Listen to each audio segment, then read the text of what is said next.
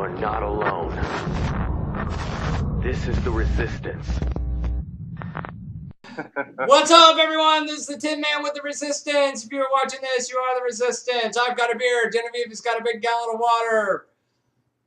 Drummer's got a joint. And Grandmaster Revan, what do you got? Beard and glasses, my friend. There we go. There we go.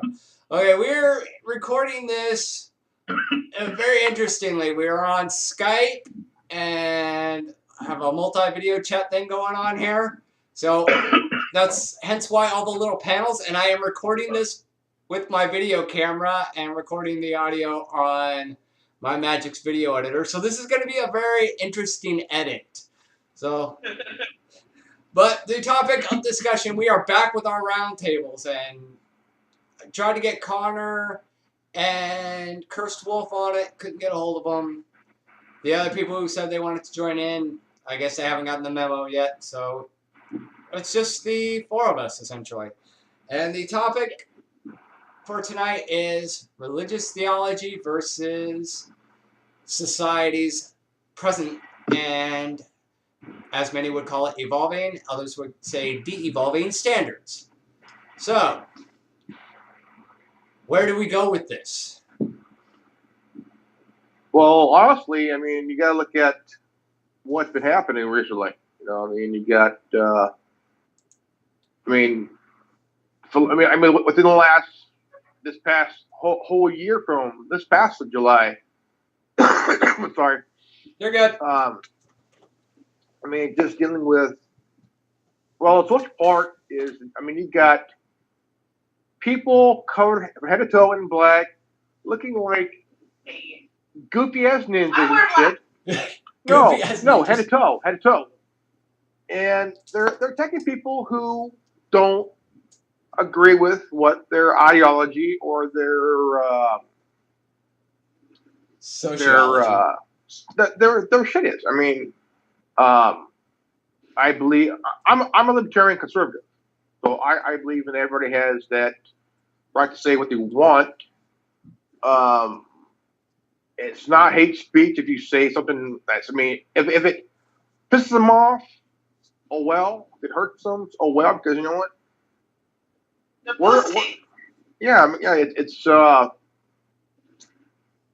the whole thing. It's not. I mean, you look at BAM.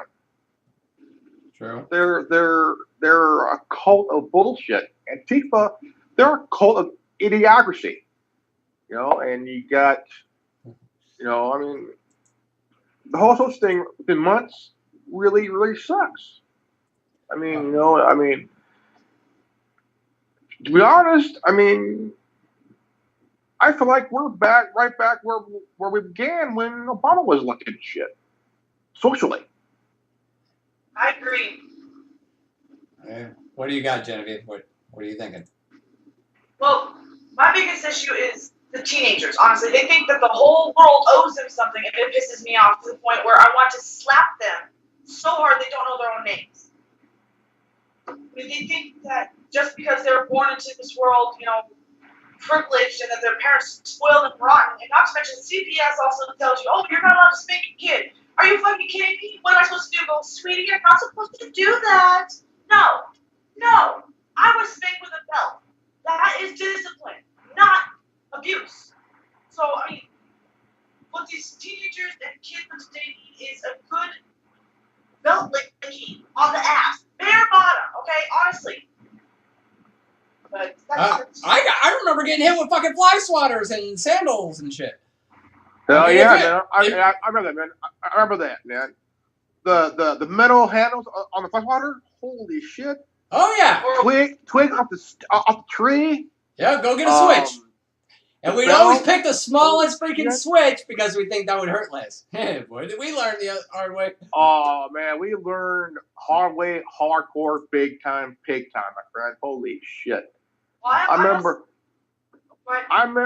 remember I did something as a kid. I don't know what it was, but my mom had me go out back, pick a branch. I mean, what the hard branch, little thing, wood thing. I got it. I was like, oh spot. So I got my ass blistered with it. As kids, we do crazy shit, even though we know it's could be wrong or not. But the thing is, I grew up getting my ass blistered because I was a smart ass. Yep. I meant that. I was a smart ass. Oh, I hear that. Cheers to that, bro. If my dad, my dad, he would take up his belt and get my ass with it. But you know what? Until I was 16, I got in a fight for Dad. I mean, this was a physical fight, and this is something that nobody would ever admit. I deserve what I got. Yeah. I deserve what I got. I used to lie, steal, and all different kinds of things just because I thought I could get away with it. I thought I could because I got away with it in the past. But I made a mistake, and I made it look too obvious, and I got my ass beat by a leather braided belt, bare bottom. I think it was like five whips with it. Oh my god, it hurt like hell. I couldn't sit for a week. I bet. Norman, what about you? How many times you got your ass beat? Well, I was a little asshole too, I tell you. And if I didn't get fucking, that's the thing. My mom, because my dad and my mom split up early, so my mom used to soap in the mouth, spankings, whatever, and didn't stop me. What eventually stopped me was I used to just get stuck in my room for days at a time, and I'd only be allowed to come out to eat and stuff. I think that prepared me for house arrest and stuff later on. That's just when I thought back to it. When I was on house arrest, I thanked my mom. I was like, "Hey, thanks for sticking me in my room for days." Memories. I probably would have been a lot different in terms of treating my elders and stuff with respect when I become older. Because I don't think if I didn't receive punishment for doing the shit I did, like spankings and stuff, I would have grown up and I wouldn't have, had the respect for my parents or the elders that I do now. Yeah. I mean, who knows? Just these little decisions in our lives. But I definitely think it's not punishing your kids in this day and age, or not having punishment, is definitely affecting their view and the perspective on life and what they can and cannot get away with. And it'll definitely lead into some troubles later on when they bring that attitude to a person who's had a different attitude in life of not taking that kind of shit, Yep. That's like with my son. He just turned 18 this past February. His whole life, he got in trouble a few times. What he did, but I never busted his ass because he knew what would happen. His mom and I were strict, and there's times that I wanted to whoop his ass, but he knew where I was coming from because I've been there. I know what it's like. There's levels though too, right? Like, fuck, if you do something pretty damn bad, you deserve to get spanking or whatever, right? But oh yeah, and I don't care. Other times, just leave with fear, I guess. The fear of the beating. Oh yeah. But my son is the only child, and he's lucky that he had his mom and I tried to put out her, but she couldn't because she miscarried a lot, and we thought, you know what, we're good with our son, and right now in August he'll be going to college here pretty soon, and him and I hang out a lot more, and even he was little, we hung out a lot as father and son, and he's still smart as, but he's not like these millennials. He's different. He's part of Generation Z, which what I learned that is it's the more smarter generation than the millennials and shit. So, is it like the equivalent of Generation X, but a little more evolved? Yeah, I'm part of Generation X, so I know it's. Being part of Generation X is an honor, because as myself being middle aged, I've been there. I've done that. I've done the pot smoking. I've done getting laid every damn time and shit when I was younger. But now I'm 41. My son's 18. I mean, it's for me in my early 40s. It's a whole new chapter in my life. I feel ya. So, drummer, what about your neck of the woods? How is society, as far as the generational standards concerned? What is it like for a Canadian society, living in a Canadian society? As far as the whole, like, if you're referring to the whole eventual PC movement and all this and the shit going on with our kids and stuff, it's pretty much the same. Like, we have, Black Lives Matter Toronto, but we have all these, like, I don't know, it's pretty much the same, this leading up to. The only thing that separates Canada and America is population. If Canada had the same population as America, it would be the same thing. But right now, we're getting a flood of immigrants, whether they're legal or not. We're being affected just as the same and just as much. And I don't know, it's strange, man. It really is strange. Okay. Just to watch all this stuff happen. Okay, guys, so what about the whole religious theologies and how they relate to society? I mean, we were talking earlier, differences of religion, religious scandals and whatnot. Every religion's pretty much got its scandal. But Grandmaster Reverend mentioned, rebelling against the Prop 8, the LDS Church railed against Prop 8 really big. Do you really see that happening again? As far as, these other so-called taboos are concerned, like incest, bestiality, pedophilia, and all that shit? Do you see that history repeating itself there? There's a documentary that I've seen on a channel. I don't remember what it was, but it was a documentary on how Mormon Church treats their gay members. And see, the parents put the religion first over their kids, and which is wrong, because your kids come first. Oh, yeah. Your religion can go to hell for all I care, because your kids come first, and I mean, if the kid's going to come out, be a parent, open ears, shut your pie hole, and listen where they're coming from. Listen to them. Yeah. And there was a footage in the documentary where there was missionaries that beat a gay couple for holding hands. What? Yeah. And what was the church's official response to these things? They had no response. They say anything. It was all hush hush and shit. Yeah.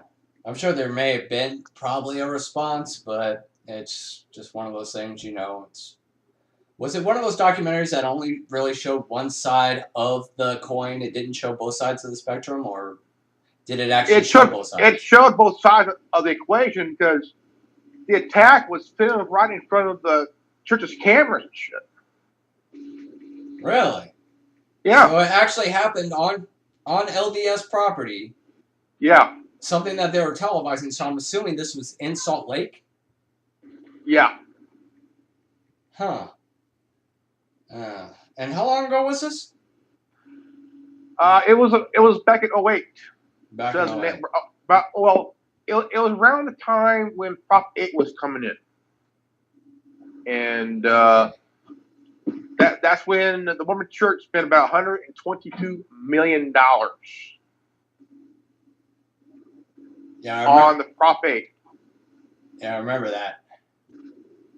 If we take money out of religion, shit, I can pay taxes, man. Get rid of the tax status. I mean, look at the Church of Scientology. They're a cult with a tax exempt status and shit. Oh, I know. I used to live right down the street from them. Genevieve, you remember.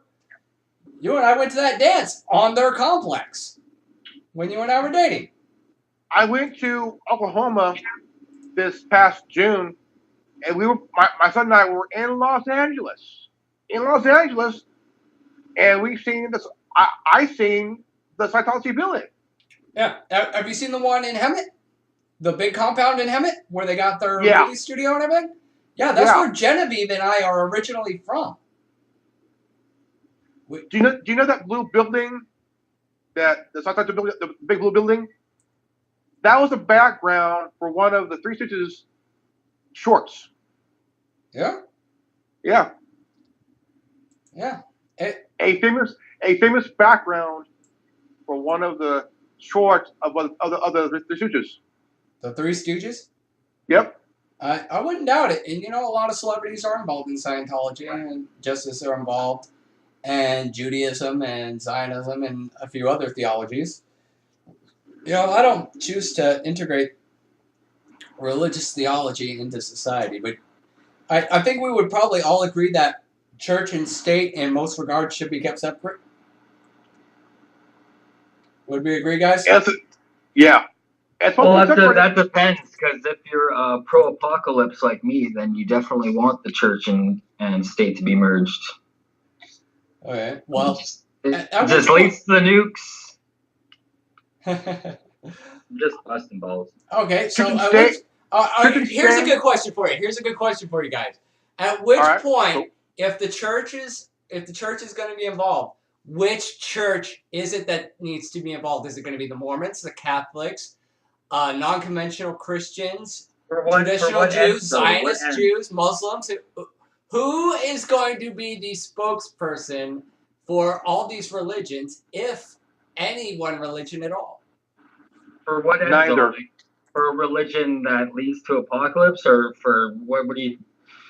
What's the context? The context is which religious theology is going to speak for all religions, or is it just going to be one religious theology in charge of everything?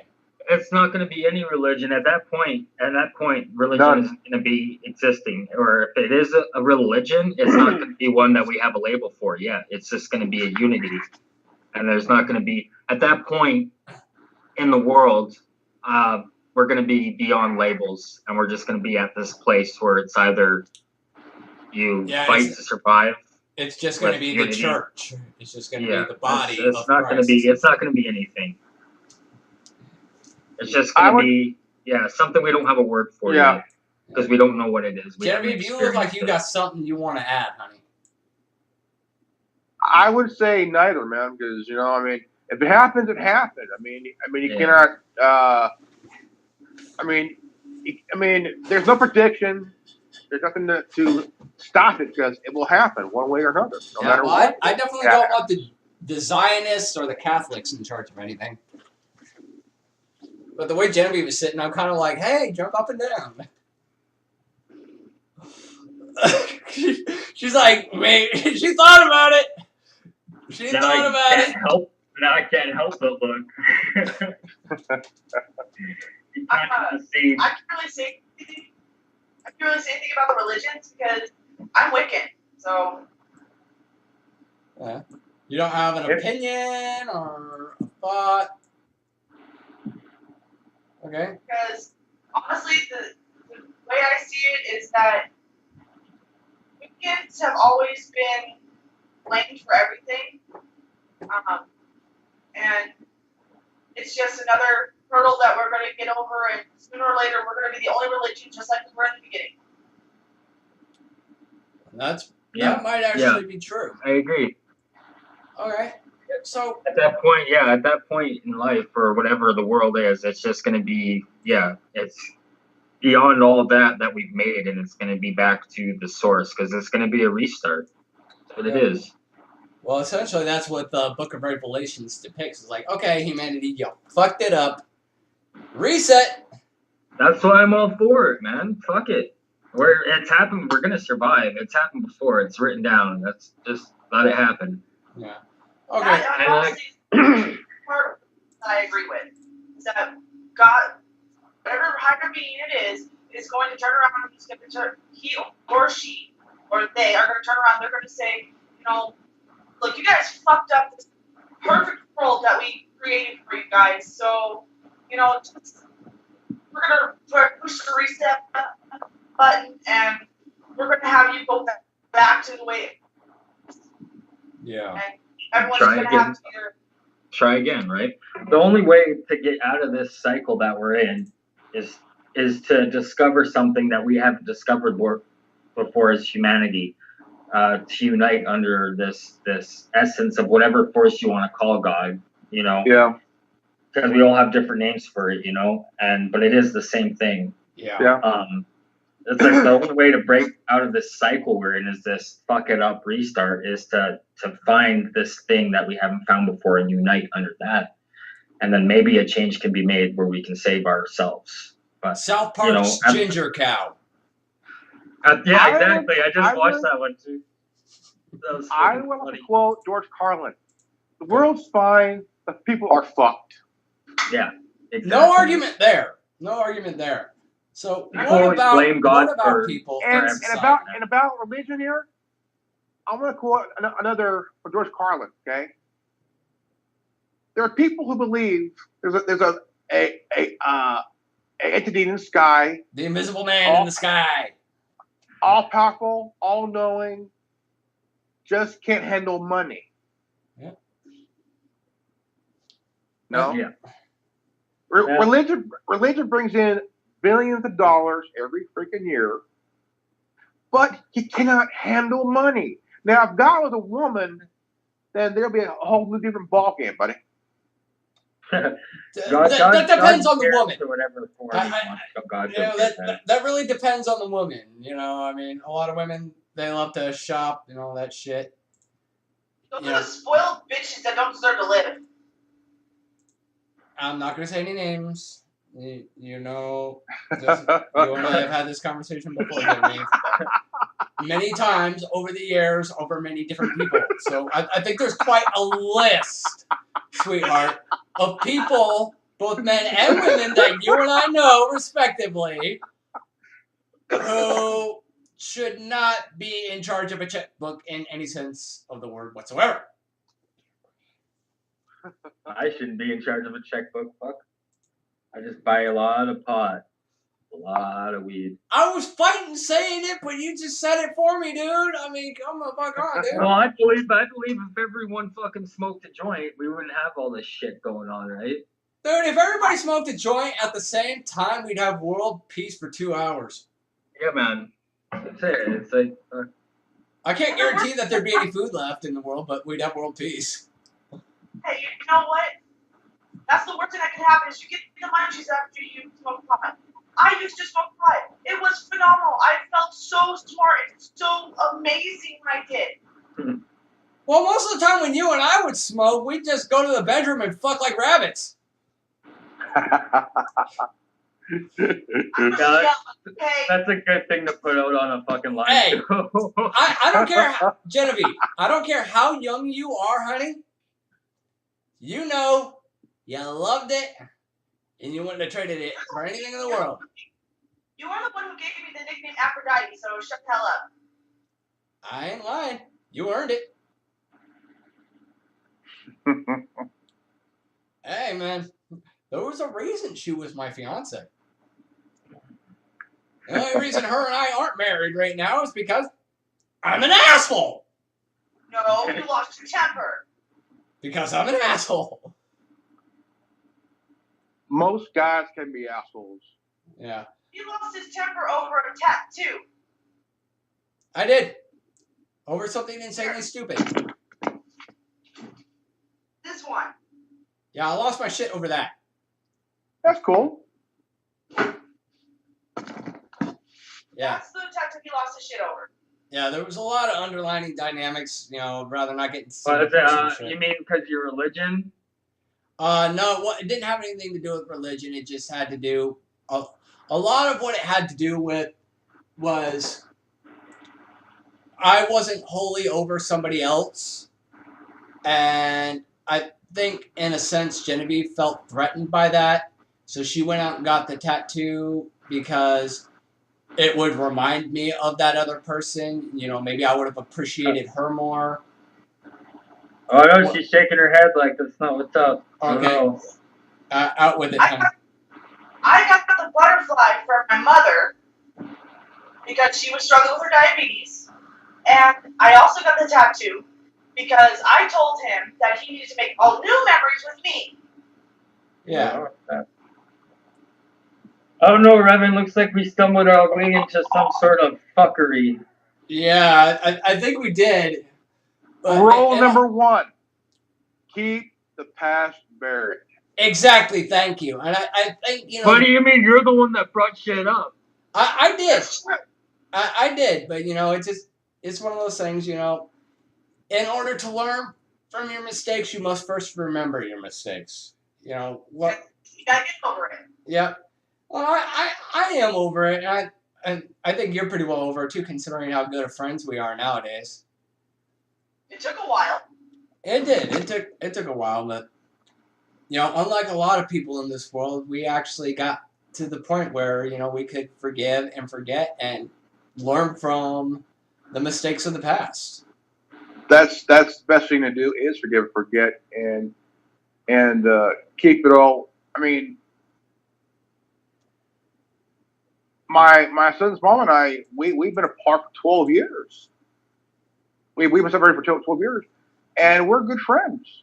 I mean, sometimes there's a little bit of a disagreement, but you know, we're best of friends. I mean, we're more friends than we are husband and wife. You know, I mean, Yeah. I believe in. I mean, when we separated, I had a lot of anger. I had a lot of hatred towards her. I mean, beyond almost to the dark side, kind of hate and anger towards her. But so I was asleep during our sleep. I saw a younger version of myself with that same feeling. And I'm talking to myself. I'm going like, okay, look, whatever happened, happened. Forgive and forget. It's water Let under the it bridge. go. Bear the past. Not worth it. Forgive her, or God won't forgive you. Or basically forgive her, or you won't forgive yourself. It's best to let things die.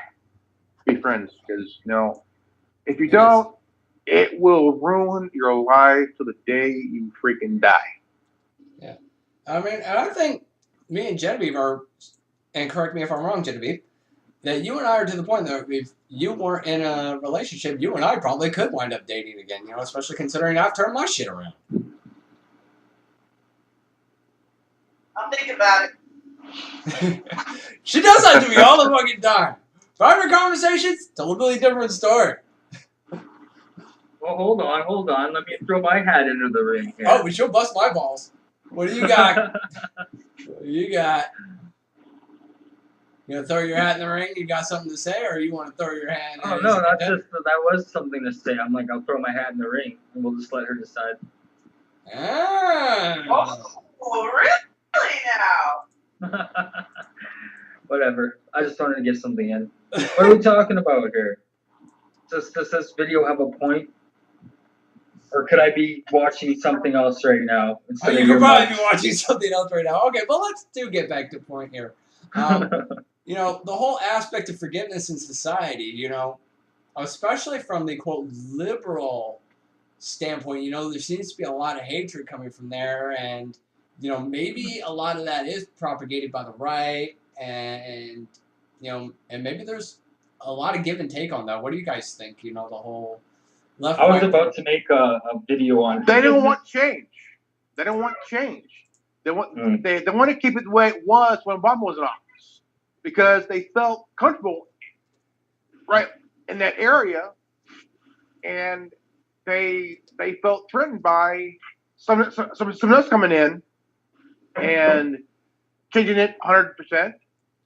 They're threatened by Trump because here's a guy, a total patriot, okay, He's an insider who knows how the game is played. He's been there. And he knows how they are. The media ain't helping. Media sucks. Yeah, I love these fucking CNN meme wars, dude. This shit is fucking hilarious. My favorite one so far has been the Braveheart one. That was fucking great. I like the hockey one, though. The hockey one was good. Or the one with the Zamboni? Yeah. Yeah. That shit was great. Do I see you smirking, Genevieve? I love hockey. I absolutely adore hockey. It's amazing. There you go, sitting in that position again. What? I'm comfortable this way. Leave me the fuck alone. Yeah, well, the camera's going to see where my freaking mouse is cursing. This sure. is what I'm talking about. Hey, for all the guys out there, there's your PG moment. All right. Yeah. Don't want to make it R like Xavier Woods, though. I need tequila in order to make it R, so yeah, no. Where's the tequila?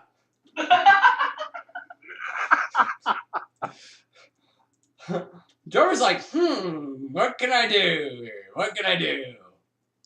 What? I don't know. We're talking about boobies and tequila. Awesome. Yeah, man. I like one of those things. Tequila? No, I don't drink. Oh, I think we got our answer. Okay. So, on a sociological standpoint. I like ass too. I'm not picky. Okay then. Thanks for sharing. I'm going to keep from standing up then. Stand up. No, Stand up. make me. I can't make you do anything. I think we already deduced that. Exactly. Plus you're like, what, 3 days away from me? I can change that.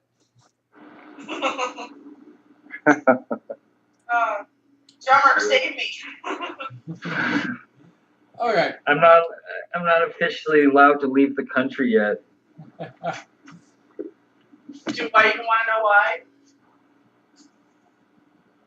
No, that's not a big deal. Yeah, right.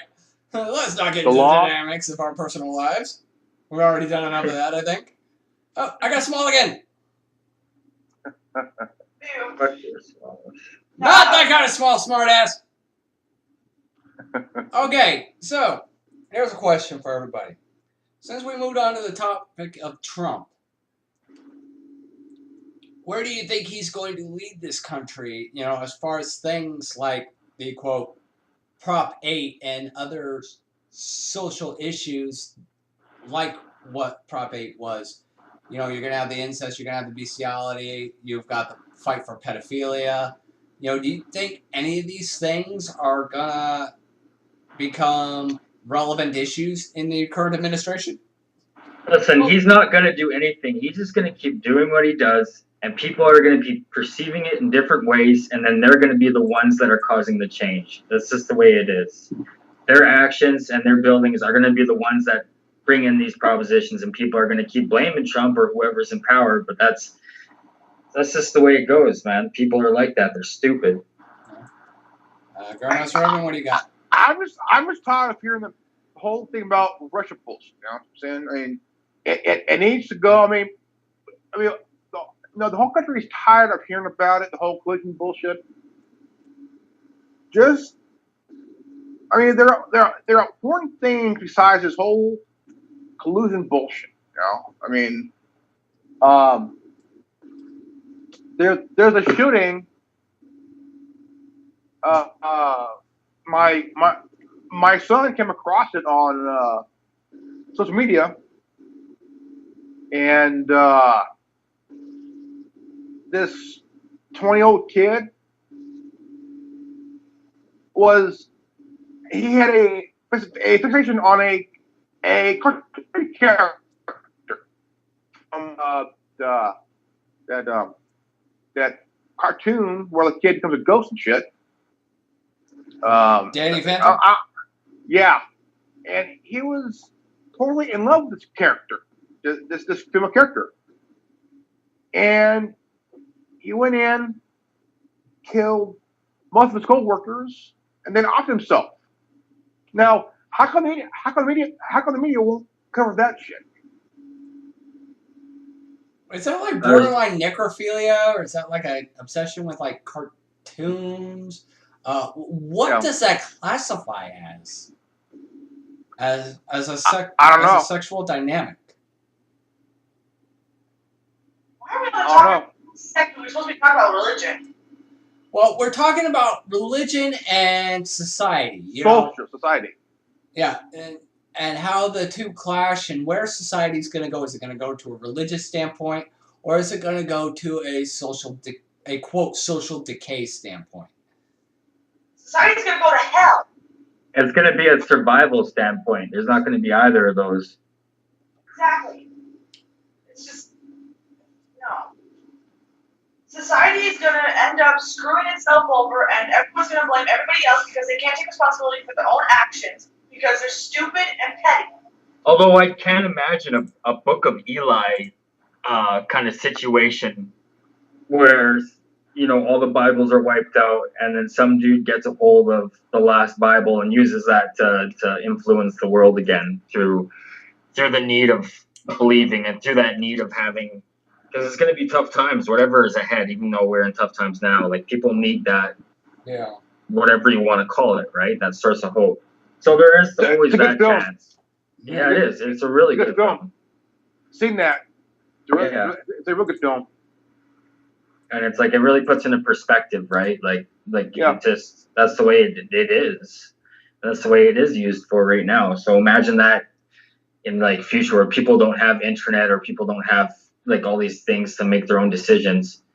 And, you know, so yeah, who knows? Maybe the church will fucking end up controlling the world. Maybe. Oh, Go ahead. Like it did back in the day. Yeah. It didn't originally. Well, that's the whole plan, right? That's why this whole thing is happening, is so eventually Zionists or whatever group you want to call them can make this revelations happen. They're forcing it along the way. They don't realize that it's just God allowing them to let it happen, right? It's all part of the plan. The grand scheme of bullshit. It's fucked up. It's fucked up, man. I don't even want to get into that shit right now. Right. It just blows your mind. Yeah, I'm too happy with this shit. It's that one question. What is the plan? That's the question. What is the plan? And that's exactly what's happening right no answer now. though. Yeah, there is. The question is, we are the plan. Like, that's just to let shit happen. They're gonna plant seeds of this fear, and we as humans are naturally gonna want to fucking take sides and then defend our beliefs and whatever we have built over our lives. Yeah, I think what the plan comes down to is not so much what is the plan. It's like, okay, what does your religious theology, provided you subscribe to one, say the plan is? You know, the Mormons have their plan. Traditional Christians have their idea of what they think God's plan is. The Wiccans have their idea. The Satanists have their idea. Atheists think it's just random chaos. Wiccans do not have an idea of what the world's supposed to be. We mind our own damn business. We take care of ourselves and our families, and we leave it at that. Well, I am inclined to disagree with that. I am inclined to disagree with that. I'm sorry to cut you off, drummer. I am inclined to actually disagree with that in regards, as a former practicing Wiccan myself. You and I, Genevieve, both know that harmony with nature is the essential goal. You know, harmony and balance with nature is the overall goal of any Wiccan and any society following such an ideology. In yourself. The Wiccan is in yourself, not in everybody else, not forcing on everybody else. If everyone else wants to screw themselves over, go for it. Yeah. But for a Wiccan, if you want to have harmony in nature and everything else all in one, you take care of yourself. You accomplish it on your own. Everyone will take care of themselves. They'll do what they want to do. Yeah. Well, you're not working as a collective. You're working as an individual. But that is the kind of ideology that is prescribed, is it not? Is the idea that you are one with nature and at peace with yourself and your surroundings, correct? That's why I see nature as a church. You go outside, you're already, because I mean, I don't believe going into a building full of people you don't know, worship the same deity and whatnot. But I believe that you don't need a religion or a building to go just to worship a deity. I mean, Yeah. Well, I consider nature. I consider going outside that's my church. yeah. And the whole reason for a church, essentially, as far as a biblical standpoint is concerned, was the idea that you would have fellowship with your friends and neighbors. You'd be able to get to know each other, be able to love and support each other and build each other up. And I think a lot of that has gotten lost in the paradigm that we are stuck in today. Because you, like you said, you would go to church and you're essentially amongst strangers. And a lot of times it's like a fucking popularity contest. Who's dressed the best? Who's more religious? The whole holier than thou bullshit. And then you have the whole Joseph Prince and Joel Osteen and John Hagee and all these motherfuckers from the Trinity Broadcasting. I just call it the Trinity Bullshit Network. Yeah. Propagating this idea that, you don't need to go to church. You don't need to have fellowship. You don't even need to pray for forgiveness. Just accept Christ as your Lord and Savior and continue to do whatever the fuck you want. And you pretty much, here's your license to kill. Just fucking send me your money. What's crazy about the Mormon church is that people go up there and they supposedly testify on this, kind of this, whatever. And in my mind, I'm too worse than mine. Bullshit. Yeah, and as a Mormon myself, I do kind of question that because I go to church every Sunday. I'm a fucking primary teacher, okay? So I have to be there.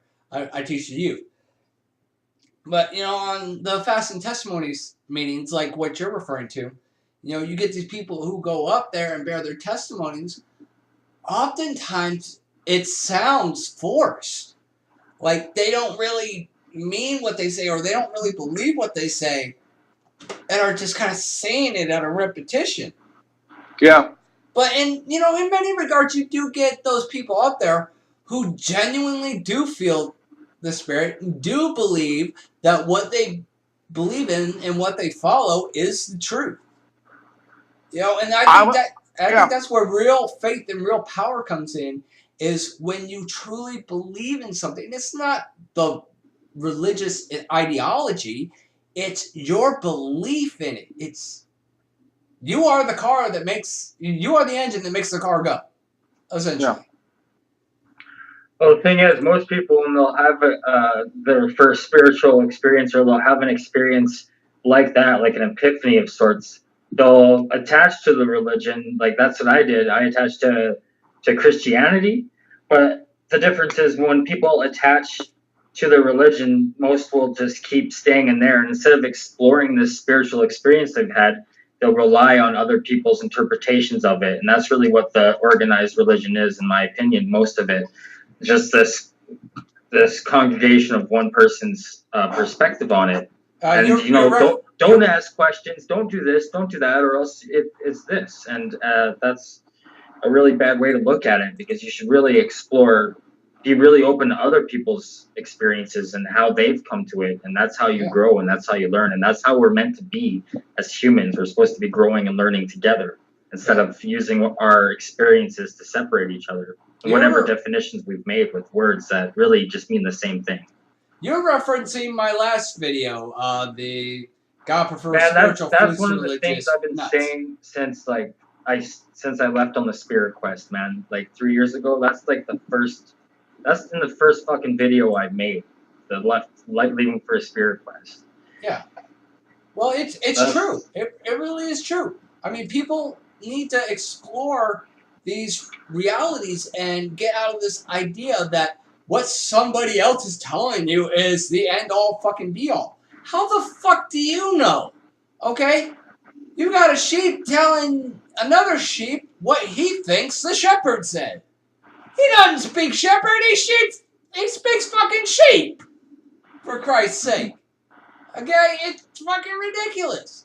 And you got people like my coworker who I will not name, because if I do, if I name him or the company, license to terminate. Not doing that shit. Too damn smart for that. Don't try to play that bullshit on me, motherfuckers. But I will sit there and I will address these issues, and they'll try to fire back. It's like, well, he speaks Hebrew. He knows this and that, so he's able to give an accurate translation and interpretation. Bull fucking shit. Okay? Hebrew is just one of the many languages involved in the equation. You have Greek and Aramaic. And you have all these languages which were translated into Latin, and then from Latin into English.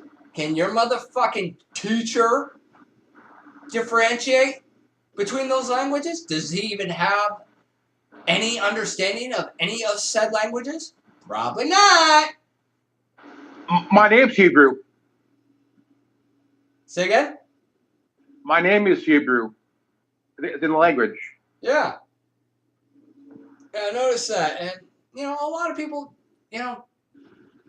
even Jews have a basic understanding of the ancient Hebrew language. Yeah. But that doesn't mean that they believe in Jesus Christ or have any understanding of the New Testament on how it's written and propagated. And then you have all these ideologies that differ so much. You just have a conflicting world to where everybody's just saying, to hell with it all. Let's just do whatever we want. It's like Little Nicky. Remember Little Nicky? When they were all in the church? Kind of makes you wonder if there is a God. If there is a punishment for our so-called sins. Why don't we just do whatever the hell we want? Hey! Let the sin begin. I think that is essentially the society that we're in right now, is let the sin begin. These social decay. Do whatever the fuck makes you happy without believing in any such consequences for your actions. And what do you guys think? Do you think we're in a society that says, hey, let's do this stuff? Like, sister? Well, honestly, With canned or what? Yeah. Okay. there's I have no problem. I think what you say is without offending anybody. Honey, I offend people all the time. Go for it. I'm not the type When I to was offend. a kid, I didn't want peas. Don't worry about offending anybody. But later on, I started liking Yeah. peas, and it was okay. I could deal with it. Yeah. Well, just When I was any a kid, religion, not you mean any, real quick, a lot of them are, finish my life. they do have their sins that you are not supposed to They do, would sit or there and that you're allowed to, or eat. that, you're gonna go straight to hell or underworld or whatever you call it. Never, That, get peas either, again. Yeah. Okay. that, No, it's, Pop, I'm in a round table. You're doing what? I'm in a round table. your next life, What's be, that? Just talk bomb. will be punished in your next life for it. No, your dad. Yeah. And a lot of weekends try to like eat peas, um, and your mom does not like eat peas. people where they're practicing black magic, which is bad. But and practicing black magic, I will. it's one of those things where if you practice it in your life, your next life is going to be just complete total disarray, and you're gonna have bad luck for the rest of your next life. And it's just, Christians or Judaism or whatever, theirs is hell. If you break one of the 10 commandments, you're gonna go to hell, unless you ask for forgiveness. And if religions don't want certain sins to be done, they shouldn't do them themselves. So you're saying that even as a quote Christian society, we are still in that essence of decay, as we say one thing on Sunday but do another on Monday. Exactly. Not all Christians do that, but I mean, a good amount of them do. Yeah, you and I know quite a few of those ourselves, respectively Well, and that's one of the individually. major issues.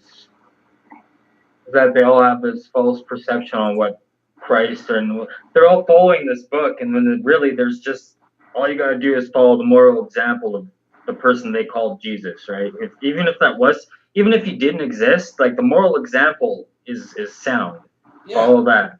Follow the commandments. There's 10 fucking rules, right? Like, yeah, come on, love each other. Like that. Even Jesus said the greatest commandment is love each other. And we have all these Christians doing the exact opposite, and that's disgusting. It really is. It's disgusting. yeah. And they try to argue. If you look at the Ten Commandments, it's actually 5. If you really think about it. You're going to the George Carlin breakdown. Yeah. Mm-hmm. Yeah, I break it down to 2. Okay. Don't hurt yourself and don't hurt others. Bottom line, don't hurt yourself and don't hurt others. That's what it really comes down to. Okay? Yeah. Don't do Because anything that's going to hurt yourself if you and don't think do about anything it- that's going to hurt somebody else. If you think about it, all it's doing is repeating the same thing. Yeah. Thou shalt not steal. Yeah, it Thou really shalt- is. Yeah, it is. It is. Because it's like it all breaks down into hurting, right? Yeah, exactly. Yeah, it's like, thou shalt not steal. Thou shalt not covet thy neighbor's good. I mean, what the hell is this shit? Yeah. Why are you repeating yourself? Thou shalt not steal. I'm like, I dude, guess some people need it it's- repeated. it's 5. If we put together, it's only 5. Not 10, goddammit. Okay, let's add a 3rd commandment. Thou shalt not hurt thyself. Thou shalt not do anything to hurt thyself. Thou shalt not do anything to hurt anybody else. And thou shalt exercise a simple thing called common sense. Yeah. You know, I I have think. that question. Drummer, are your eyes green? Yeah. Holy moly. Sorry. I've been staring at your eyes like, okay, are those green or is it just lighting? She's got a thing for No, green they're green. eyes. Yeah. Be careful, drummer. She's got a thing for green eyes. And I got green eyes. he smiles too. I love his smile. It's awesome. Oh, thank you. Thank you. And he's probably got women pounding at his door trying to get at him, I'm sure. I wouldn't doubt it. No, I'm a really weird guy. Hey, women love weird guys. Not the ones I'm meeting. Hey, you need to come down here. Okay. Say again, huh? He's not meeting the right ones then. Obviously guess not. He not. needs to come down here and meet the weird women. He needs to come out. He needs to be able to come to America, and he'll meet some women that find him being weird and the whole thing he's got going on attractive as all get out. Honestly, he'd be out. Dude, in my neck of the woods alone, you know, some of Destiny's friends, if you were hanging out at the house and some of her friends saw you, they'd probably rape you. Well, I don't really know how to respond to that. Well, just take it as a compliment. I mean, you're a good-looking guy. You've got thank great you. charisma, and If only I can get over my social anxiety. you're talking to all of us, 2 of which are pretty much complete strangers to you. Yeah, that's cool. Yeah, I mean, it just takes one little You step. just gotta start small. Start small, like, okay, this actually does tie into the social standards and stuff like that. Now, You know, with social anxiety, the key to getting over it is starting small. You go to, like, a small birthday party, and then once you go to several of those, you come from that, you go into a slightly bigger one. You just keep up and up until you finally are over your social anxiety. You keep a big area with tons of people, and you don't feel any anxiety. yeah. I mean, Genevieve, you and I were in high school. You know, we didn't know each other in high school, but you and I come from a similar crowd where, you know, we were kind of the social outcasts. You know, we grew up in that generation where it was, you know, the cool kids had their clique, the jocks had their clique, the cheerleaders had their cliques, and the social outcasts had their clique, which turned into the Juggalo militias. Hey, be nice and Sam. Shit, we had stoners, we had fucking potheads, fucking preppy ass jocks and shit, fucking all these Start on the preps, man. Oh my gosh. all these league club cockpickers and shit. I mean, my God. And then, I mean, you had your gangbangers and whatnot. Sorry, I got it. It's all for me. And here in Fresno, it's a whole different ballgame. I mean, 20 years later, holy shit. Yeah. I'm gonna take off in about 5 or so minutes, boys. And No lady. problem, man. Is there anything you want to add real quick before you have to bounce out? Yeah. What do you What's got? up? Oh, ask me a specific question.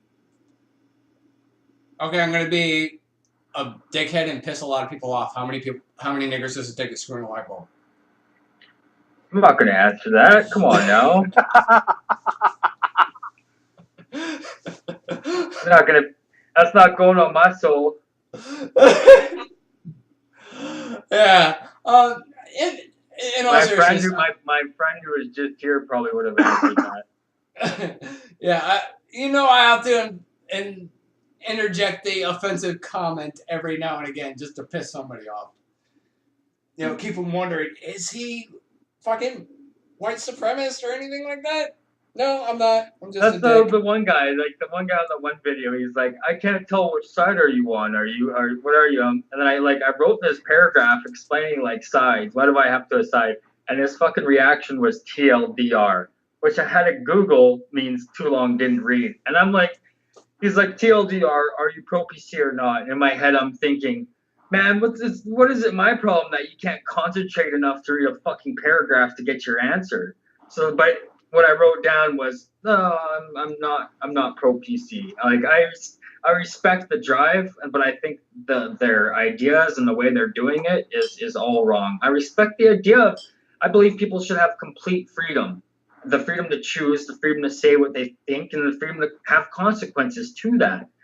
But I also believe people shouldn't be dicks to each other. So I'm kind of like on both sides. But the reason I'm so against like Antifa and all this shit is because there's the hypocrisy, there's the taking away freedoms to gain a supposed freedom, which is all going to lead into this government taking all our freedoms, right? And it's all just that's an interesting concept. Let's explore that. You're gonna have the conflict of religious freedoms versus gay rights, and it's going to expand into the other realms that we've discussed many, many times before. Is it going to be the majority rule on this, and who's going to win out? Is it going to be religion, or is it going to be, quote, society saying love is love? Even if it's a family member, an animal, or a child, or the same sex. That's the thing. This whole love is love, like people hiding behind the love banner. It's also disgusting with these Heart Progress, the pedophile group, and like all this shit that's hiding behind this love banner too. I don't know, man. We're just setting ourselves up for destruction. Oh, it's a kitty. Yeah. Yeah. And This is oh, what do you got? What a nice pussy. Oh, how about that? We have just got our R rating. Genevieve whipped out her pussy. Listen,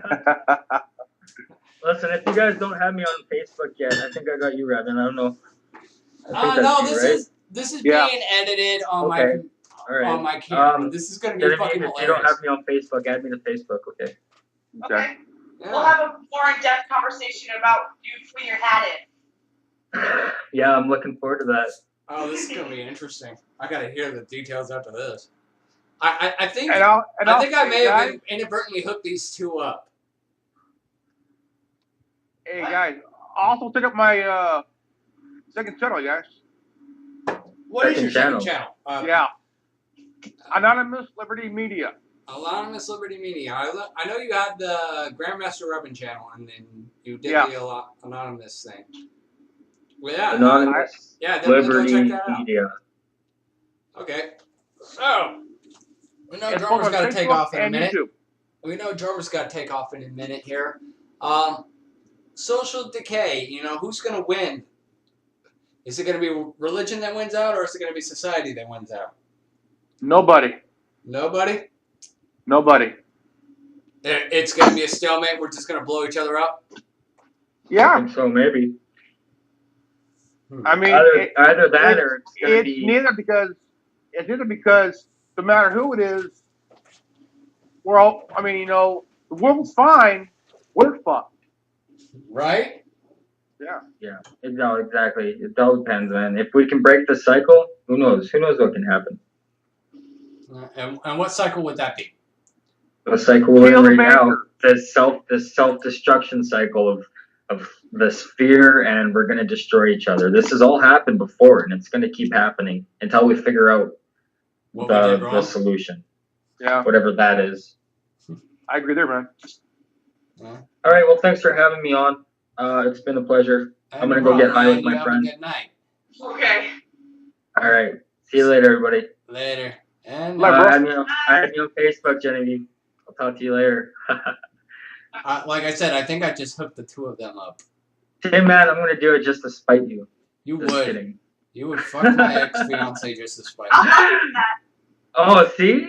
Look at that. It's like straight out in the open, too. Oh my god. What the hell have I done? I love you, buddy. All right. I'll talk to you guys later. Later, bro. Let's do this again. Definitely. Oh yeah.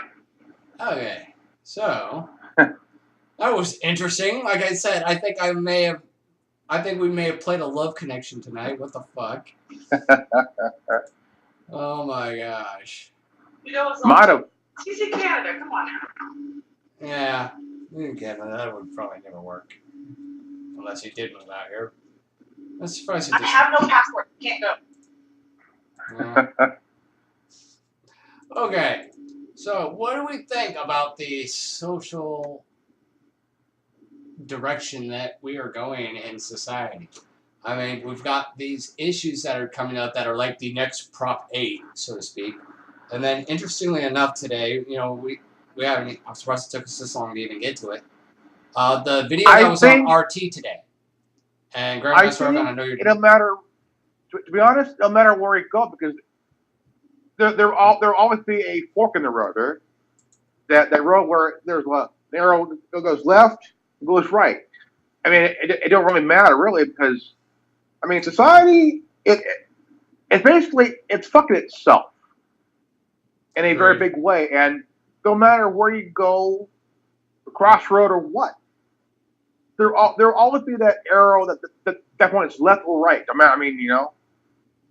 Yeah. Okay, so let's address what was on RT earlier today. And I know you've probably seen the video, the sex bots. The sex bots. Yeah, the article that RT did today on the sex bots. I seen that one. I seen that one. Yeah. Hold up. Hold up. I gotta go to Genevieve on this one real quick. What? You want one? I What? want one. Okay. Let's hear this. Please elaborate. She wants a sex bot. I want a male sex bot simply because of the fact that, honestly, I'm a nympho, okay? I'm a nymphomaniac. Oh, I know that one all too well. And of course you know it, but the only thing is that since you and I broke up, I have not been able to find it. Hold up. You were cutting off. Ah, Okay, hold on. You got cut off. Repeat that. Whatever that was, repeat it. Ever since you broke up with me, what happened? I haven't been able to find a guy that can go as many rounds as we did. You just shot my ego through the roof, baby. Sorry, I'm just telling the truth. Honestly, even my ex-husband wasn't up to the task. What could I say? When you got it, you got it. And he was younger than you. I mean, he was 3 years younger than me, and I'm 28. So, I mean, if a younger guy can't do it, then what the hell? I might as well get a sex bot. Either that or get back with me or something, because I can still fuck like a rabbit. Well, I'm sure you could. But with how much beer you've been drinking, with how much beer you drink, I don't think you'd be able to give me a kid. I want a little girl. A little girl. I'm down to try again. Oh, her, dude, you don't understand. Like, her and I tried to have a kid. Like, I for tried months. For months, we were literally fucking like rabbits every hour on the hour. Fucking. Takes a lot of process, man. I tell you what. Yeah. It takes a huge process, man. Well, I finally got pregnant with my son because I was taking prenatal vitamins. Well, maybe that's what you needed to do with you and I. Maybe you just needed to take those prenatal vitamins. That's and what. That's what my. For 2 years before I got Bradley. Okay. Well, get back with me. Let's see what we can produce. Let me pay off my debts and fix stuff. Well, I'm in the market for a decent fucking woman. You know, I'm not necessarily up for relationships, but if the right woman comes along, you know, and you definitely measure up to the qualities, I'm definitely down for it. Because, you know, society, as we've been talking about, it's just like, I don't even want to look anymore.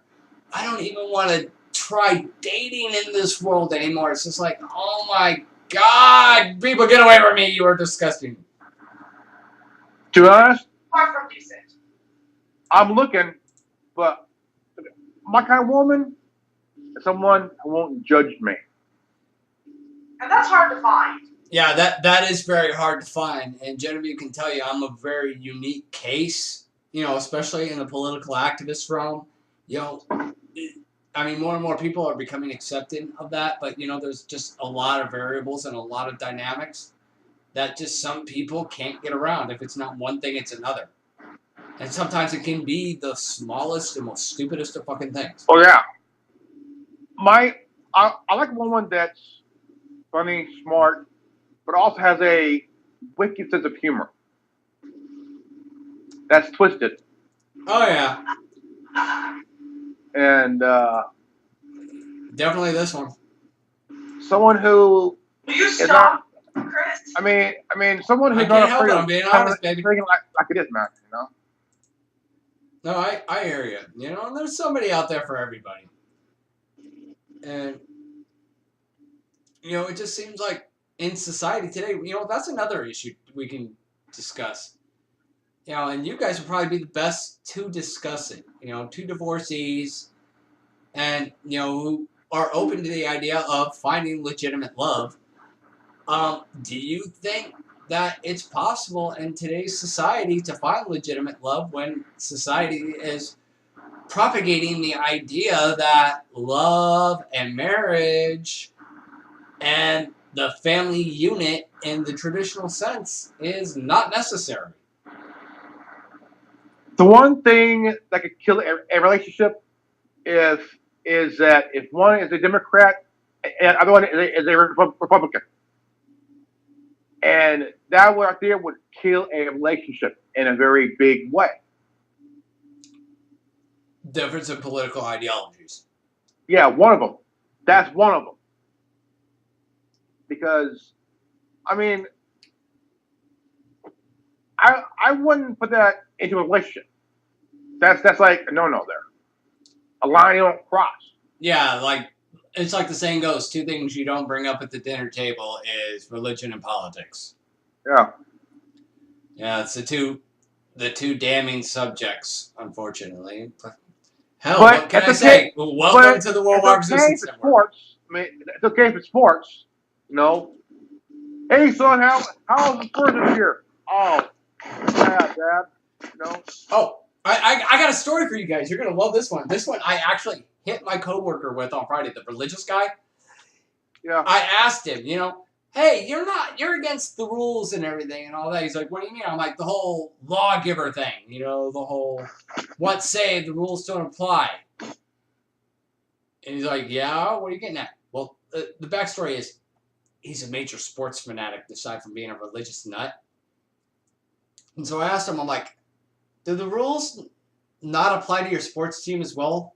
Is it also the rules don't apply to your sports team or the team in opposition? And he just stood there and he's like, and this other guy that was standing there, he's like, "Oh, motherfucker, it just got old." It was this funny fucking thing. Because you got to ask him, like, because he's always saying, fucking lawgivers. I don't, the rules don't apply to me because I believe in Jesus. I'm like, okay, so God's laws, the government's laws, and even the rules of the workplace don't apply to you. Does that include your sports teams and your opposing teams as well? Shut him up real quick, and I just busted up fucking laughing. It's a good question. It's a good question. I mean, the one thing I've been seeing lately is that you see like ESPN bringing up political shit. I've noticed that. I've heard about that a few times. And for years, I always watched ESPN. And it's been like 20 years since I watched ESPN. But lately, they've been, I mean, I say nearly 18 months of BS on ESPN. It's a sports channel, not a political thing. Yeah. I mean, shit. Yeah.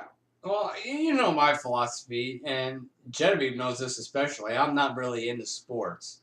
And I will sit there and tell any sports fanatic, I hope your team wins so it can benefit your life in no way whatsoever.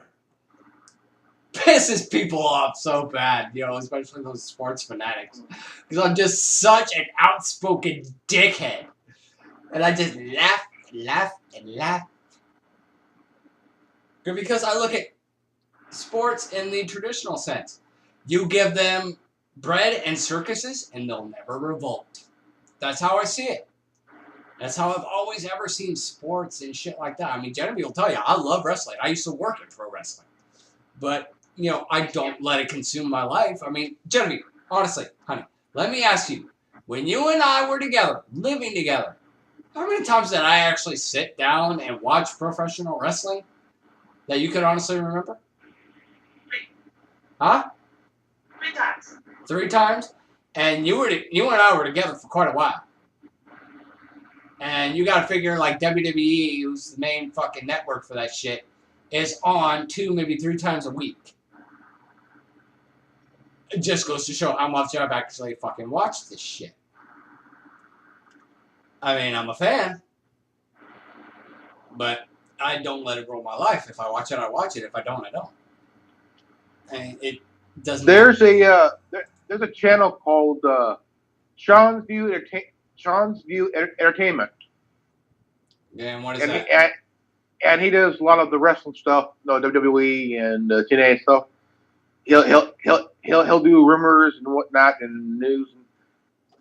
This guy, I mean, he's good at what he does, but he's been exposed over a lot of stupid shit. I mean, his wife left his ass because of it. Yeah. He constantly... It consumed his life. It consumed his yeah. life, basically. It ran his life, and he had a little girl, and son of a bitch put his thing over his family. Hmm. I don't think anything should ever come before family. I agree wholeheartedly. So, are we in agreement that the family is still a very important dynamic in society? The family is big, man. I mean, without family, you're nothing. Yeah. I mean, I got a friend who thinks I was talking shit on her mom last night, and I wasn't talking shit on her mom. I was just remarking on the situation. You're a grown adult living under somebody else's roof. You want to have your own life and dictate your own finances in your own world, but you can't do that living under somebody else's roof. And they thought I was talking shit on their mom. Yeah. I'm like, no. The fact of the matter is, you're an adult. You're in a situation where you're stuck caring for everybody else, but still you're under their fucking rule. roof, and it's their fucking rules. It's their way of the fucking highway, and you're at that point where you've never gotten to live your life and do your own thing, and it's become frustrating, and it started breeding negative aspects and negative consequences and negative actions, I should say. Yeah, negative actions is probably the proper word. I'm 3 beers in at this point. But, and they thought I was talking shit on their mom. I'm like, no. Like, the reality of the situation is you want to have your own life. You've never gotten to live your own life, pursue your dreams, do your own thing, and you're fucking pissed. So you're doing everything you can to try to take it by force, even little bit by little bit. And I think that's happening a lot in society today. What do you guys think about that? You think society, especially the youth, maybe it is at that point of youthful rebellion, saying, "Okay, I've had enough. I need to be my own person." No. I've always been rebellious, even in my 40s. I've always been rebellious. I've always, I've been within the last 3-4 months. I've been on my channel constantly, because it's to me it's therapy. Because I can't afford a $1,000 an hour shrink. I use YouTube as therapy because the more I talk, I got a lot to say, man. Uncensored, unscripted, unfiltered, straight up, in your face, balls out. Hey. I hope you're not whipping your balls out on camera. Oh, fuck no, dude.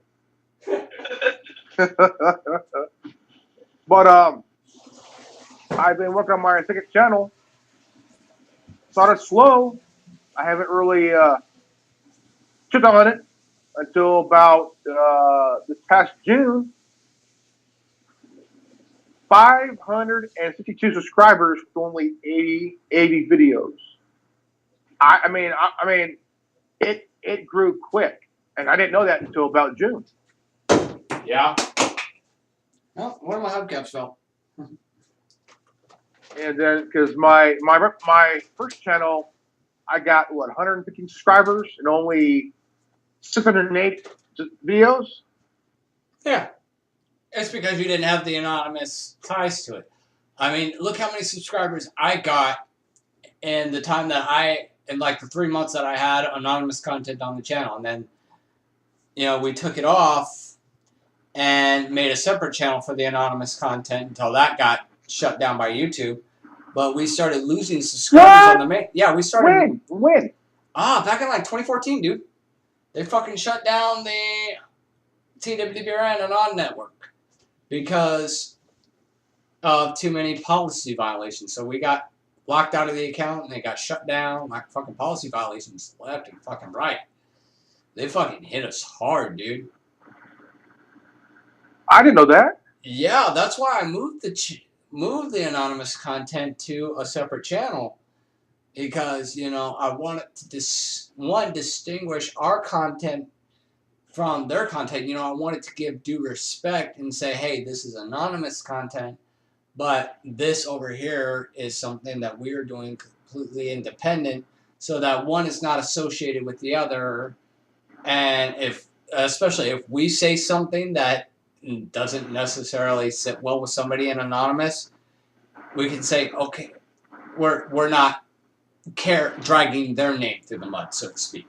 Yeah. Try to show that due respect to them. I mean, you've seen my flags. I've got the Anon flag, the fucking American flag, and now my Tea Party flag, which is brand new. I mean, and the Worldwide Resistance Network is just that, a mixture of all ideologies. It is literally the neutral platform at the center of the fucking circle that says, hey, here's the neutral playing field. This is where you guys can come together despite your differences to see where you are the same and what can be accomplished there. Yeah. And I would personally like to see that happen in society, but I don't think that's ever going to happen. But back to the sex bots thing. We kind of tailed off on that. Genevieve, she was her freaking robotic sex bot because none of her men since me could keep up with my stamina. Big ego boost, honey. Literally, you gave me a big ego boost this evening. Thank you very much. It's mainly no one can keep up with my sexual desire. And it's Okay, hard. was I able to keep up with said sexual desire? Because the way you were implying it earlier is that there was no man that could keep up with you but me. It seemed like you said, Chris, you set the bar and nobody else has been able to get over it. Well, you set the bar for the amount of rounds. Do I even want to go into other dynamics, or am I going to get my fucking balls crunched here? Probably get your balls crunched. Best thing to do is don't say anything more. Probably right.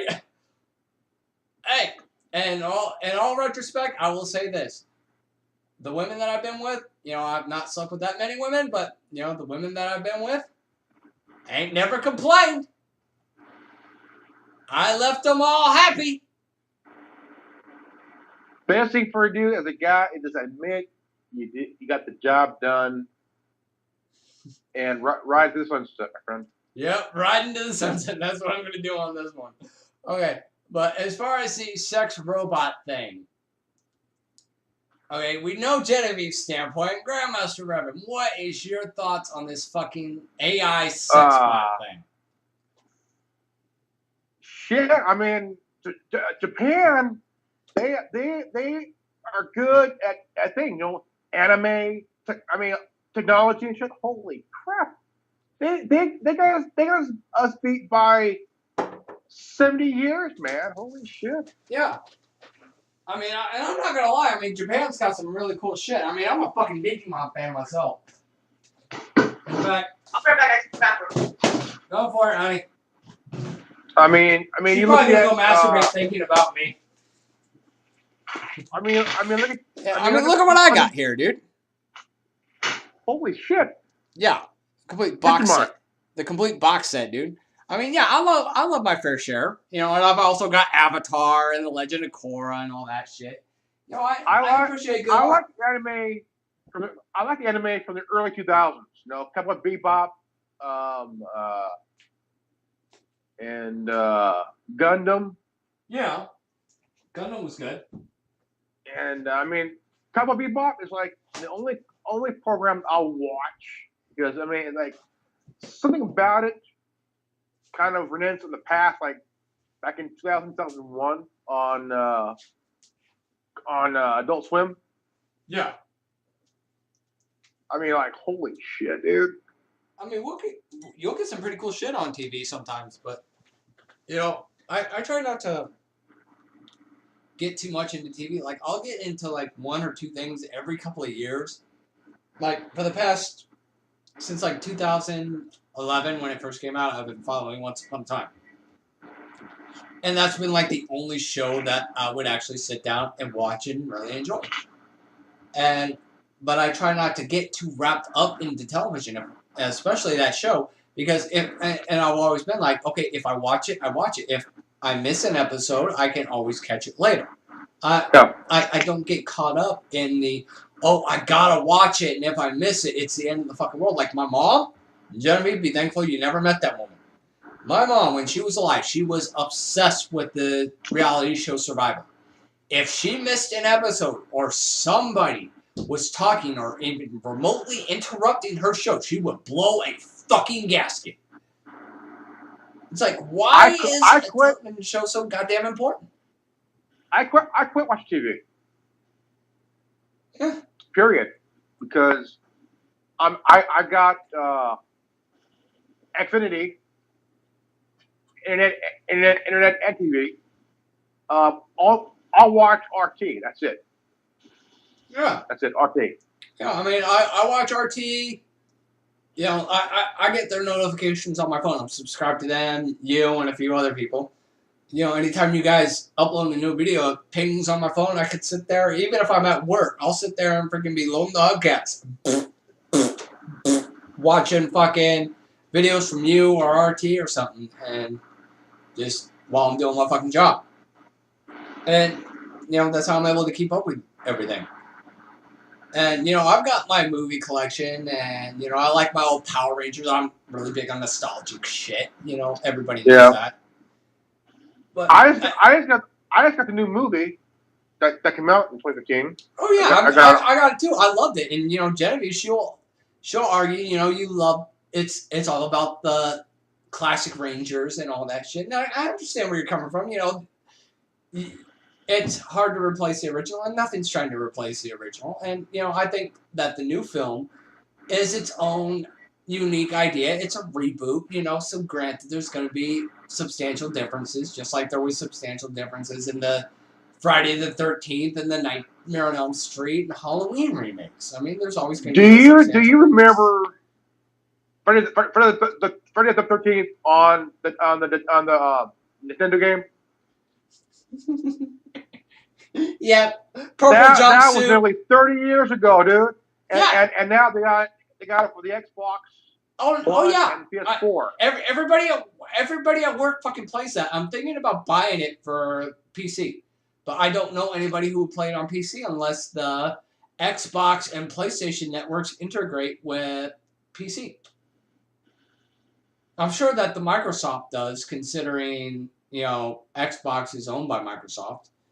Yeah. I'm not sure if Sony would, but I love the idea of Friday the 13th. You could actually play as Jason and go around killing people and doing shit. I've seen the gameplay. It's freaking vicious, man. Oh yeah, I mean, when I came home from church, this is how fucking warped I am. And Genevieve could probably tell you. It's like, yep, I'm not surprised. When I came home from church today, I laid down and took a nap, and I had a dream that I was playing the Friday the 13th video game. And I dreamt that I was playing at Jason, and I found one of the campers, and I took a pencil and drove it into their back, and then dropped little firecrackers. Oh, damn. And then dropped little firecrackers into their back, covered them in gasoline, lit the firecrackers, and walked away. Nice. This game, I waited for this game for like years. I got the first one. Oh man, season one, I got it. Yeah. It is worth the play, dude. It is worth the play. Well, I don't own an Xbox or a PlayStation anymore. I used to own a PlayStation. I haven't owned one in years. And oh, fuck you. Fuck you, dude. Fuck you and the goddamn boat that brought you over, dude. You have found one of my weaknesses. In fact, mine and Genevieve's weakness. We would fucking sit there. You remember this, Genevieve? You and I, every time you and I would have a fight, instead of fucking fighting it out and fucking arguing and shit, we'd go on the fucking Wii or one of the other game systems and just beat the shit out of each other. There's a download character of Jason, Alien, Xenomorph, Predator, what Freddy. else? And Freddy's Freddy. on there. That was the other one, the last one for the business one, Okay. and also Leatherface. No shit, Leatherface is in that too? Cool. Yeah. Yeah, and you know, there's a lot of games I like, you know, but I try not to get caught up in these control paradigms. But do you guys think that, you know, people can differentiate and separate the illusion that is being propagated by the mainstream media and all these platforms? Of course. I mean, 30 years of study can prove that video games do not cause mass shootings.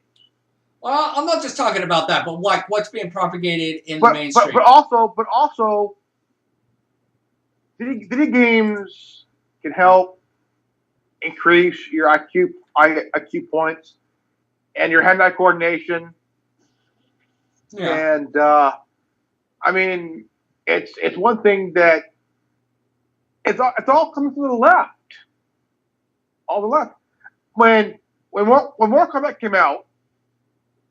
Are you talking about the original Mortal Kombat from the 90s? Yeah, the first one, yeah. And then there's a big uproar because Sub-Zero pulled your head out of your with the spine. All of a sudden, there's red blood. All of a sudden, Hillary had a fit. Well, video games, no fuck, I go sit on a stick, bitch. Yeah, it's like, okay, And don't even they talk to try me to put about a video label game on violence. How many like, people have you killed, bitch? yeah, You're just jealous because you can't but commit a fatality that great. well, the Fatalities thing were is, wonderful, I weren't mean, they? Huh? Fatalities were wonderful, weren't they, Chris? Honey, you it's know funny. how much of a sadist I am and how fucking warped I am. Well, that would explain why after every time I beat your ass on Mortal Kombat, you got in a mood. What can I say? What can I say? Hey Violence guys, and sex sometimes go hand in hand. Nice. I used to have a shit ton of Mortal Kombat toys back when I was a kid. Like, in fact, I'll show you. The only fucking toys I have right now, I will show you. Like, I got some Terminator stuff in storage, but like right now, this is what I've got. oh, dude. Yep. New Megazord. Dang. Ninja Falcon Megazord. My Damn. DVD collection from fucking hell. And that's not even including the stuff that is in California that I've had yet to have shipped out to me. Yeah. Damn. Yeah. Got a lot of cool shit.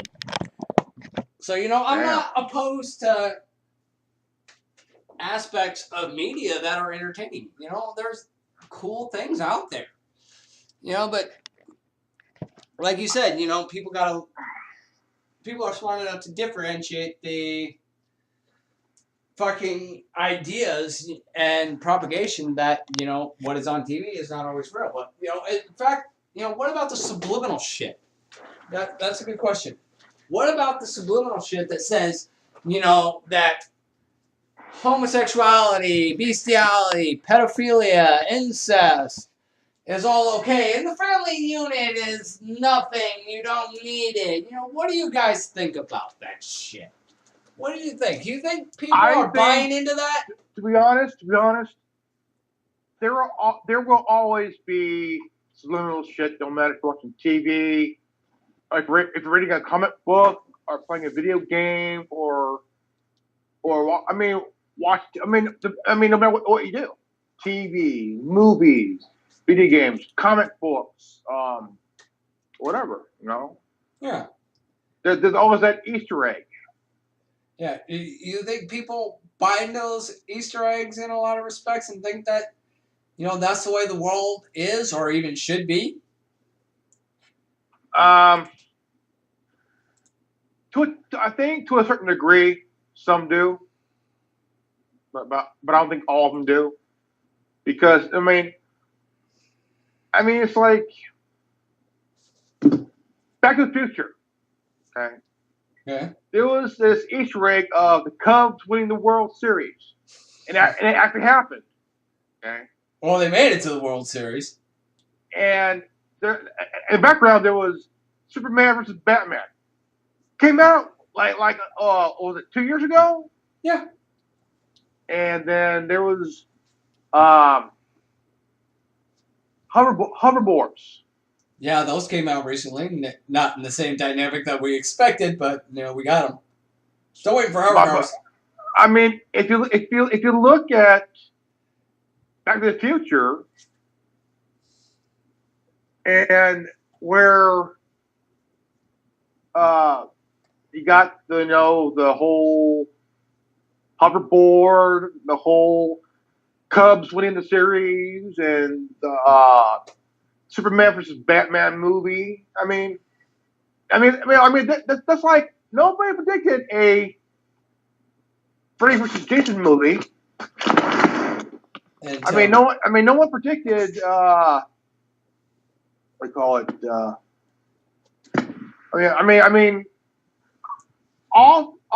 technology. Yeah.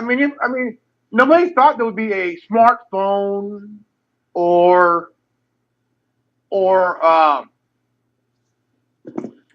internet. They suggested that Star Trek predicted a lot of today's technology like laptops, tablets, cell phones, and so forth.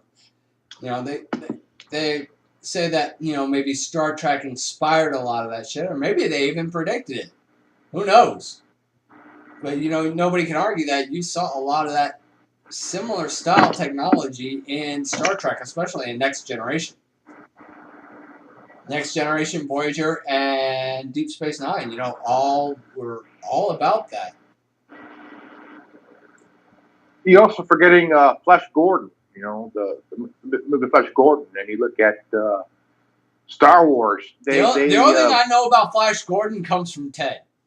I'm sorry, but that's about the extent of my knowledge of Flash Gordon. Yeah, I mean, you look at also is it Avatar? You know, well, because you know, I mean, even though we're not there yet, we will soon in about a few hundred years. If we survive that long. Yeah, of course. The technology. Technology. I mean, nobody thought of having what a home computer. Nobody thought about that. Nobody thought of space flight. Yeah. Or flying in a plane or a car.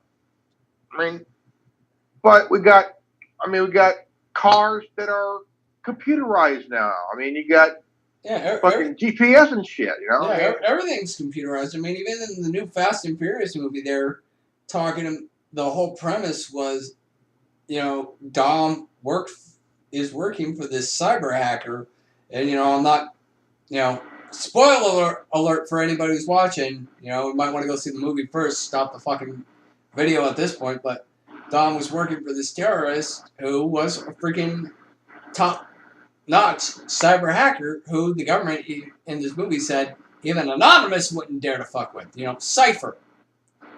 Yeah. Yeah.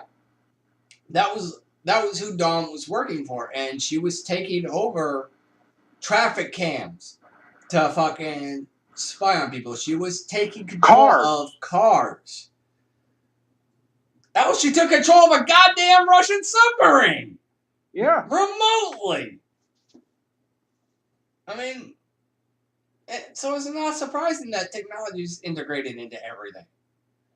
And it's really kind of scary that technology is getting integrated into relationships, because it's even being argued that, and even sold that, these sex bots, you know, going back to that, are not just the next generation dildos and pocket pussies, but are quite literally the ability to create the ideal girlfriend and boyfriend. Yeah. I mean, so here's the question that we would have to ask. Pleasuring yourself is one thing, but being in a full-on relationship with an artificially intelligent machine, is that or is not okay? Grandmaster Evan, let's start with you. I want to go back to the episode of that program where Fry found the head of Lisa Lee. Was it Lisa Liu? Lucy Liu, yes. Lucy Liu. You're talking about episode fucking Kidnapster. Yeah. Kidnapster, yeah. And he was like in love with this thing, you know, her head and whatnot, and I mean, they created a live version of her for him to make out or whatever, and I mean, it's like you gotta think too. I mean, what's the world coming to? I mean, it's pretty well obvious that such technology could probably replace relationships, especially considering relationships can be so hostile, so traumatic, and cause so many problems, especially where children and child custody and divorce is involved. You know, that could be a factor in why people would shift to pursuing That's relationships with like machines. stepper wives. Yes, exactly. And the whole idea of, you know, the man is like the almost like a god. I mean, I guess women that are the wives are gone, and they're like coming home to someone who looks like the wife, but it's not really the wife. The whole different Dynamic. the dynamic, and it can really fuck with you. Yeah. Psychologically, emotionally, physically, and sexually, in a very bad way. So it can have positive and negative repercussions, obviously. Yeah. Genevieve, what are your thoughts, sweetheart? What would you say? You know, using a sex bot for simply pleasurable purposes, you know, like a vibrator or a pocket pussy, is one thing. But what about an actual intimate relationship with an artificially intelligent machine? You know, even one that looks and acts human. I mean, I've seen these things. They look fucking real as fuck. I mean, what is your dynamic? Is there a line that needs to be drawn, or can this actually work? What would be your ideas and standpoints and thoughts on this? Well, honestly, I see the sex bot as a positive simply because the male sex bot will not have the thought of looking at another woman and lusting after her. And it's the same thing with the female.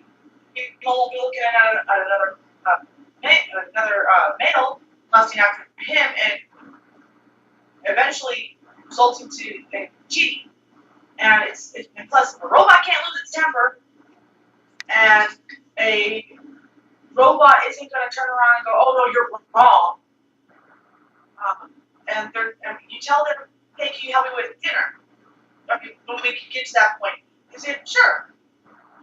They do it. They actually do it, or they say, "Hey, can you help me with cleaning our home?" Of course. No, it's for me. I see it as nothing but a positive, simply because of the fact that it would make relationships so much easier. Okay, You won't have an artificially intelligent sex bot texting you saying, "Hey, why aren't you home yet?" When you're working late and you're trying to make money to provide for your home life and everything, and you won't have the AI getting suspicious, saying, "Oh, well, you were home late by like 3-4 hours, so you're cheating on me." Oh, working, you know. And it's I've been there. Oh yeah. Right. I've been there. Just got out of school. Bus was running late. Came home about 3:30. My son's mother goes, "So, who is she?" Right? It's like there's no one there. It's just the bus was late. And with the human brain, we automatically, when we already have suspicions because of suspicious, We assume the worst. yeah, we always assume the worst, which we're usually right. But with a robot, you can't assume the worst because you turn it off before you go to work. You turn it on when you come home. All right. And what about as far as like procreation and a family is concerned? That's what sperm bank is for. Okay, but do you think that a robot can be a conducive mother or even a father? Depending on the programming, yeah. Okay. Well, I mean, the programming at this point is limited. I mean, even top experts, like, I forget his fucking name, but Grandmaster Revan, you know who I'm talking about. The guy that Alex Jones interviewed back in 2010. about the AI. I'm trying to think of his name, but the whole Zimpolsky. idea. Dr. Zimpolsky. Yeah, even he was saying that top-notch level AI, like artificially intelligent machines like Skynet and Terminator, that could learn and grow and understand human emotions and interact with us on that type of level is at least 40 years old. There's already a robot like that. The robot's name is Pepper. Yeah, but you're talking about fully integrated human-like AI that can think, and we're not talking about just running programs and automated responses. We're talking about thinking and interacting and feeling. Such technology is, as Only per thing experts, is about 30 years that's old. close to that in a way is, I mean, you look at Siri for the iPhone and Cortana for Windows. Mm-hmm. I mean, you can ask, say, Cortana, order, call Domino's and whatnot, or Siri, email this to so and so. I mean, that's as far as as we got so far. But, yeah, I mean, that's pretty. but now that's pretty the fucking sex far. bots, the sex bots, I could agree with. No, I mean it's a two-sided coin, a positive and a negative. The positive, I can agree with her. The negative is that if you get too obsessed with this thing, Yeah. you are mentally killing yourself because you're obsessed. You want to like you got this obsessive hunger that you want to feed your sexual drive, but also it can also could ruin what you have now. If you have a family, holy shit, the wife's gone. She took the kids, the family dog, and the house. You're fucked. Yeah. I mean, in most cases, people would be like, well, if I'm in a relationship with a sex bot, I don't need a fucking wife or a husband. Well, that goes back to Bicentennial Man, the movie Bicentennial Man. yeah. Look back on that. Yeah, isn't that also an issue in the movie AI? You know, you have those similar types of like hooker bots or something like that. No, in Bicentennial Man, what it is the robot was made to be a home aid to housewives to help her cook, clean, and take care of the kids, and help the kids learn while the mom's at work or something like that. And it didn't really have a gender. It just was there. Yeah. But I remember from AI, artificial intelligence, you had these varying types of AI, and one of which were love bots, essentially. yeah. You know, you had that factor. And they were essentially prostitutes. I mean, we could probably be heading into that even. We probably will, but for right now, like sex bots are good for conquering your sexual desire and drive and stuff like that. And it's only a matter of time before something happens to where the programming is updated to the point where it can actually act like a human, but without the suspicion and thinking the worst and stuff like that. And I would hope that's protected by the free laws. Do you think that such relationships would replace human-on-human relationships? No. Depending on the people. Yeah. I mean, some people, yeah, they would probably give up on regular relationships in favor of a love bot, so to speak, but I would rather be single and die old than even mess with those damn things. I mean, my idea to go out, death by snoo-snoo. And I know you both have watched Futurama. Death by snoo-snoo. I mean, if I mean, if I find somebody, I mean, I'll date, I'll go out and I'll I'll do that. But the relationship thing, I will not do Yeah. because I don't want to repeat what I went through in my first marriage. Oh, I I mean, can you know. understand that. There's a lot of people, and well, not a lot, but there's a good amount of people that they, like women who have been fucked over by men or men that have been fucked over by women, give up and they either turn gay or lesbian or they just give up altogether. Well, the sex box can help them with not giving up, but feeling that, like, also people who have a fear of being alone, the AI could fill in that time until a human came along that sparked their interest and stuff like that. And they would put the robot away because the sex bots you can collapse them down and hang them in your closet and stuff like that, and they don't turn on their own unless one, they're fully charged, two, you turn them, and three, there's an emergency shut-off switch on it. Trust me, I looked into this shit. There's an emergency shut-off switch. Why am I not surprised? Aside from the original power button, in case it does get a virus and it does turn on its own. So say like someone hacks into it and they start having to do so. There's actually an emergency shut-off switch that it's the chip that you pull out, and it's basically the Wi-Fi sensor on it. So. And at which point, how do you do that when it's trying to kill you? Okay, now I came across this article or story that was a few months back as a sex toy for women, and it can run off of Wi-Fi, and you can use your phone to use it, and it can be hacked. Yeah, that's why there's that chip. And I was like, what the fuck? I was like, what the fuck? I thought they like plug it in, then I'll the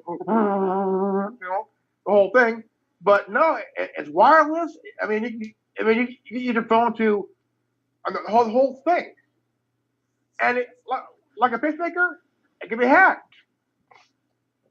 Well, naturally, I mean, pretty much anything operating off of a Windows-based system can be hacked. I mean, unless you're operating Cisco or Linux, you're going to get hacked eventually. I have Windows right now, and I've never been hacked.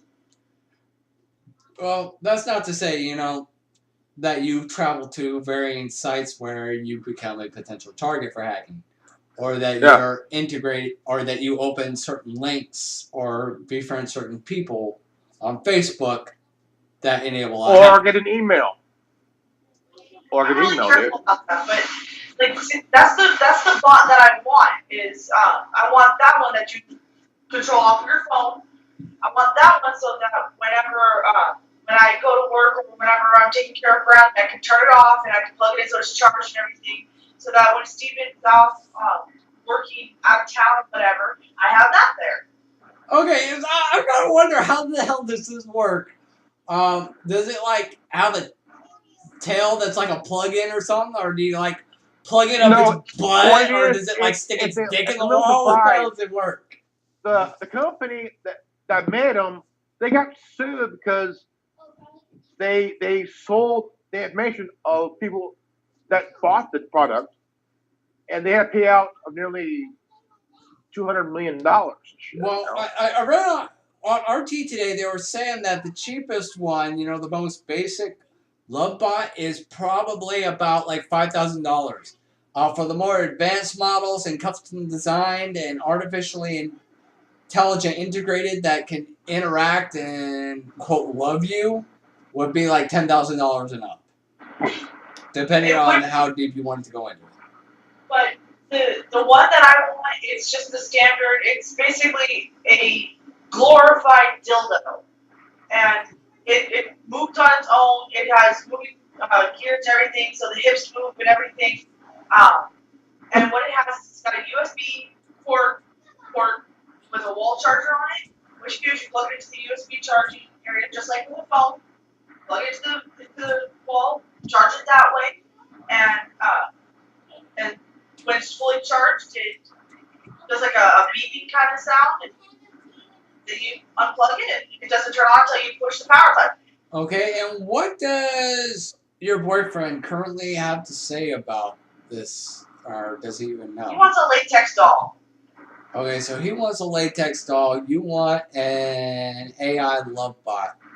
Like, how does he feel about the idea of being potentially replaced by an artificially intelligent machine?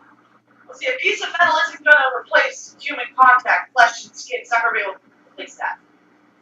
Me, I have what's called skin. I end up, I enjoy having a human be there to like when I'm cooking or cleaning, come up and hug me and stuff like that. I enjoy that. So he's indifferent to it because he knows it's not going to replace him. Even if the machine could do all these things? Yeah, because it doesn't have to warmth of skin like what I crave. Well, what if that could be simulated? What if every human aspect could be artificially assimilated and replicated? Yes, I would replace him. Okay. And do you feel that that's a dangerous thing? Let's look the flip side on this. What if your boyfriend wanted to get a female love bot for that same reason and would essentially replace you? Okay.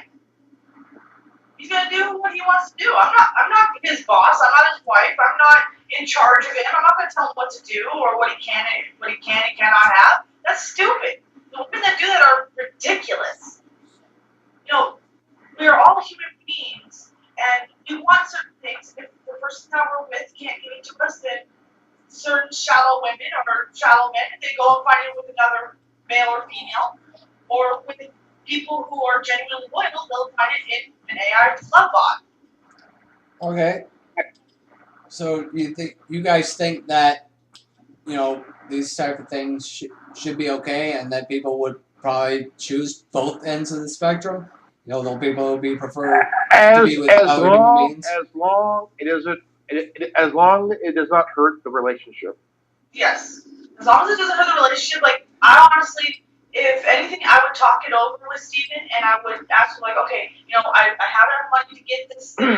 It's out, it's available, can I please get it? Are you okay with it? If he says, yeah, sure, it's fine, it'll keep you company when I'm out of town, something like that.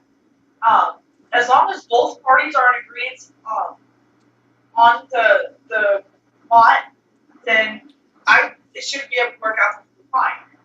Now, the tricky part is being able to turn the bot off when your partner's with you. That would be the tricky part for a lot of people. Okay. What about the next level of dynamics, the other issues that correspond with these so-called love bots, like making childlike bots or even animal-like bots for these intimate purposes? For what? I think that part there. Animal and child sex bots. No. That's going right there is going way a little too far there, dude. Okay, way too far. Well, way too far. It was explored on RT, and this is why I bring it up. Unless you create the child for parents that are couples that are parents are well, unless they create the child version for parents who are becoming first time parents, and it would be as a tool for like a couple who's becoming parents first time, learning how to adapt with caring for a young being that the woman is carrying for 9 months. Okay, so you're getting into the dynamic of artificially intelligent children, kind of like what in AI artificial intelligence, that kind of dynamic. Yeah. Okay, what about, like, for, quote, sex bots? Under the premise of, well, if it keeps them from raping real children or having sex with real animals, then it should be okay No, because it's just a machine. that I wouldn't go. That's going beyond insanity. That's insanity. Yeah. That's kind of I would- fueling the that's For kind of example, fueling the for unnecessary taboo. Here's an example. Okay, for example here. Pretend Guinevere and I are a young couple about to have our first child. Having a AI child be used as a tool to teach how to a couple can be how to raise a child. I mean that's a good idea. I like that idea. Tool. A To practice learn tool. to be prepared. Yeah, I mean, I remember, like, in the Batman Beyond comic, or not the comic, but the Batman Beyond cartoon, Terry McGinnis, the new Batman, he is in high school and he had to go through the parenting courses in high school, and they had, like, this little egg baby thing, and it was kind of like a mini level AI, and it would measure the levels of stimulus and all that would be integrated into raising a child. And that would determine the student's grade. I mean, stuff like that, that's not necessarily a bad idea, especially given all these screw-up parents out there who dump their babies in the fucking river or throw them in the fucking oven and shit like that that's happened over the years.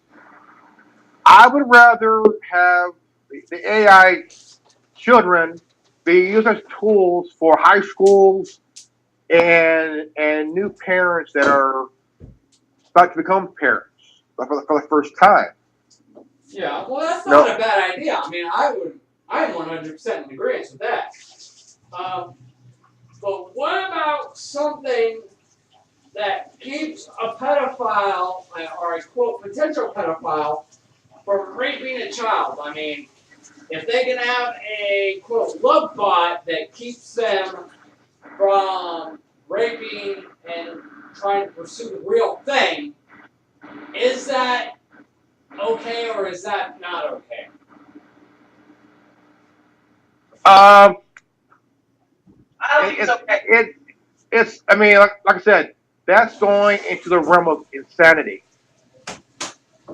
And crossing that line, you are asking for huge, huge trouble. I mean, you've got like fantasy porn out there. You've got the, quote, role play, like mother-son role play or brother-sister role play, shit like that for varying fantasies, and that's what the argument is with these AI bots, that, child love toys would be a way for these people to exercise their fantasies without crossing legal boundaries and actually having sex with a child or an animal. Any person who has any kind of sexual fantasies about a child or an animal needs to get their head examined. Because that's just wrong. I would not argue that. And so we shouldn't be enabling it, and even with an AI, it's wrong. It doesn't need to be in society. And those people who have those problems need to go and see a shrink, whether they can afford it or not, or they need to end their lives. I'm sorry, I know that seems mean and everything, but you don't need to be thinking that way. I mean, those people really don't. It's wrong, and I really don't want. Hold on a second. I got someone knocking on my door. It's only a matter of time before the AI robots get the capability of having the person buying the AI child bot or the animal bot or whatever, having a picture and having that child or animal as your bot. I mean, I really don't want some creepy motherfucker, pardon my expression on this, having a picture that he snuck up my son. That's his bot. That's just, no. I can understand that, and there's a lot of people out there, especially parents, who would agree with you. Absolutely. I'm just saying, and I agree, there's a lot of people out there who think that this shit is okay. It probably should have their head examined, but on the flip side, they and people who would support them would argue that the same argument was that you just made about them was also made about homosexuals and also interracial couples as well. That if you were attracted to somebody of the same sex or somebody of a different race, then you needed to have your head examined, or that there was something wrong with you, or that you are exploring a taboo that is just not okay in society. I could say I'm a product of both parents who are different nationalities, different races.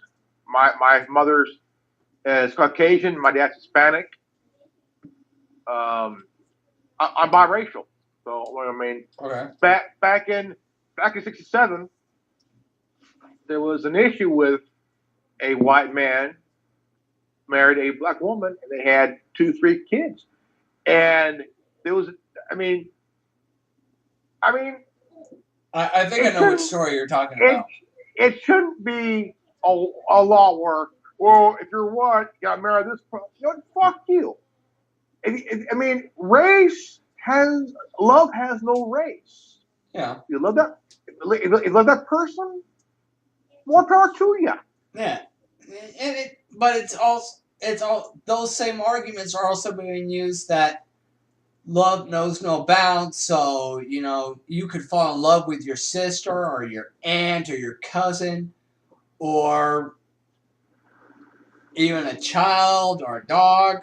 I mean, I personally don't understand a lot of these dynamics, but the argument will be made, and there's no denying that in society these arguments will at some point be made. It's already been made for interracial relationships. It's already been made for homosexual relationships. Well, the thing that I would have to say to those people that support pedophilia and bestiality is that, okay, how would you like it if someone came up to you and said, hey, you know what, can I fuck your kid? Or what if someone came up to you and said, hey, can I fuck your dog? What would you feel? I mean, you would probably be completely horrified at the even thought of it, even if the situation presented itself. Yeah. I mean, even in the LDS church, when I took my calling as a primary teacher, I was told, as per the rules of the church, in teaching these classes with these children, the door has to be left open because I'm an adult, regardless of gender, the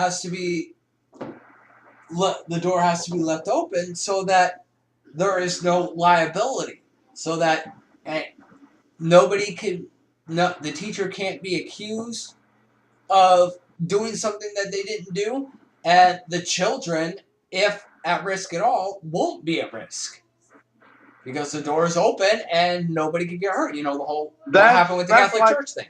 That's like another line that was crossed by the Mormon Church was that they did not want no colored or black people in their church. The priesthood issue of 1978. Yeah. Yeah. And address that one in my book too. And I mean, why would a religion do that? I mean, the premise that I explored in that dynamic is that the church had to evolve with society, and society, especially being primarily organized, the church primarily being organized in America, and America was at that point where you still had that civil rights debate. Society as a whole was not ready to take that step. So it would have been a political versus church issue, which, the churches had enough of. Ever since the church's creation, there has been a political issue involving them, whether you like it or not, and for and against. it's for some reason the church always seems to wind up in the political spotlight and seems to have the fucking gun. Even when I went to the church, there are no black couples. Even to this day, no black couple. Yeah. Very few Hispanic families, but not one black family. I actually seen quite a few in the Hemingstang Center, and Genevieve, I know you can relate to this because you've seen it with me when we were dating. There was a lot of interracial couples. There was a lot of Hispanic families. There was a lot of black families even. In fact, Ronald Williams, you guys have probably heard of him. His sister Serena Williams, the famous tennis player. Ronald Williams, he's a former MMA fighter. You guys probably heard of him. He's a good friend of mine. He's also Mormon. You know, him and his family are LDS. And I see Grandmaster Evan Sealy fan. That is one thing I do not miss from California is the damn popcorn ceilings. I don't miss that shit. Hey, I got one here. I got a popcorn ceiling in my room. I don't. Well, fuck you, bitch. Don't make me put that time to work. My parents' house was built in my parents' house was built in the 50s and shit. So yeah, so it's to be expected. Even in the houses out there, there's still popcorn ceilings. It's ridiculous because you can't put any streamers up. You can't put any balloons up with tape or anything like that because the popcorn ends up falling down. And it makes a huge mess because even though you've already vacuumed and cleaned up your house or apartment, it's after you put the decorations up, it's dirty and you gotta vacuum and clean all over again. It's so big. And then you gotta clean it and fell down. Yeah, I hear ya. Do you still want a room full of chocolate? Of course, you're a woman. You always want a room full of chocolate. You're like, chocolate! I'm a woman. Of course I want a room full of chocolate. Oh, forget the engagement ring. I just get this woman a room full of fucking Hershey bars or something. Shit. It has to be special dark chocolate. Remember, that's right. You were always about the unique chocolates. I remember that. A woman has her treats, and I mean, whether it's chocolate, I mean, whether it's some food or whatever, if it's keeps them intact, hey, I got no problem with that. Like the saying goes, if a woman's mad at you, retreat to a safe distance and throw chocolate at her. I love the look of you. Honestly, for me, the thing that would really get me is if a guy was to send me flowers, not roses or carnations or anything like that. It's orchids. I love orchids. I know that one all too well. I mean, I've gotten roses before, only once before, but I've gotten roses before, and it was nice. It really was. It was great. It was my first time ever getting flowers, but it was last minute. It wasn't really well thought out, so it didn't really mean as much. And would I be right in assuming that it was your ex-husband who did that? No. My ex-boyfriend, he bought me... Hold on. Hold on a second. Hold that thought. My camera cut out. Hold on. I'm sorry.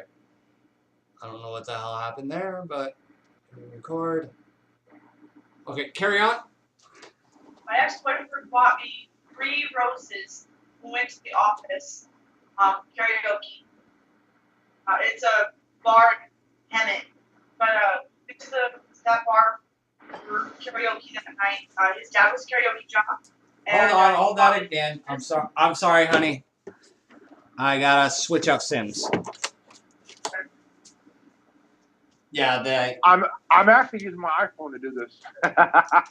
Yeah, I figured as much with you. I gotta go to bed soon because I gotta take care of a almost 4-year-old in the morning.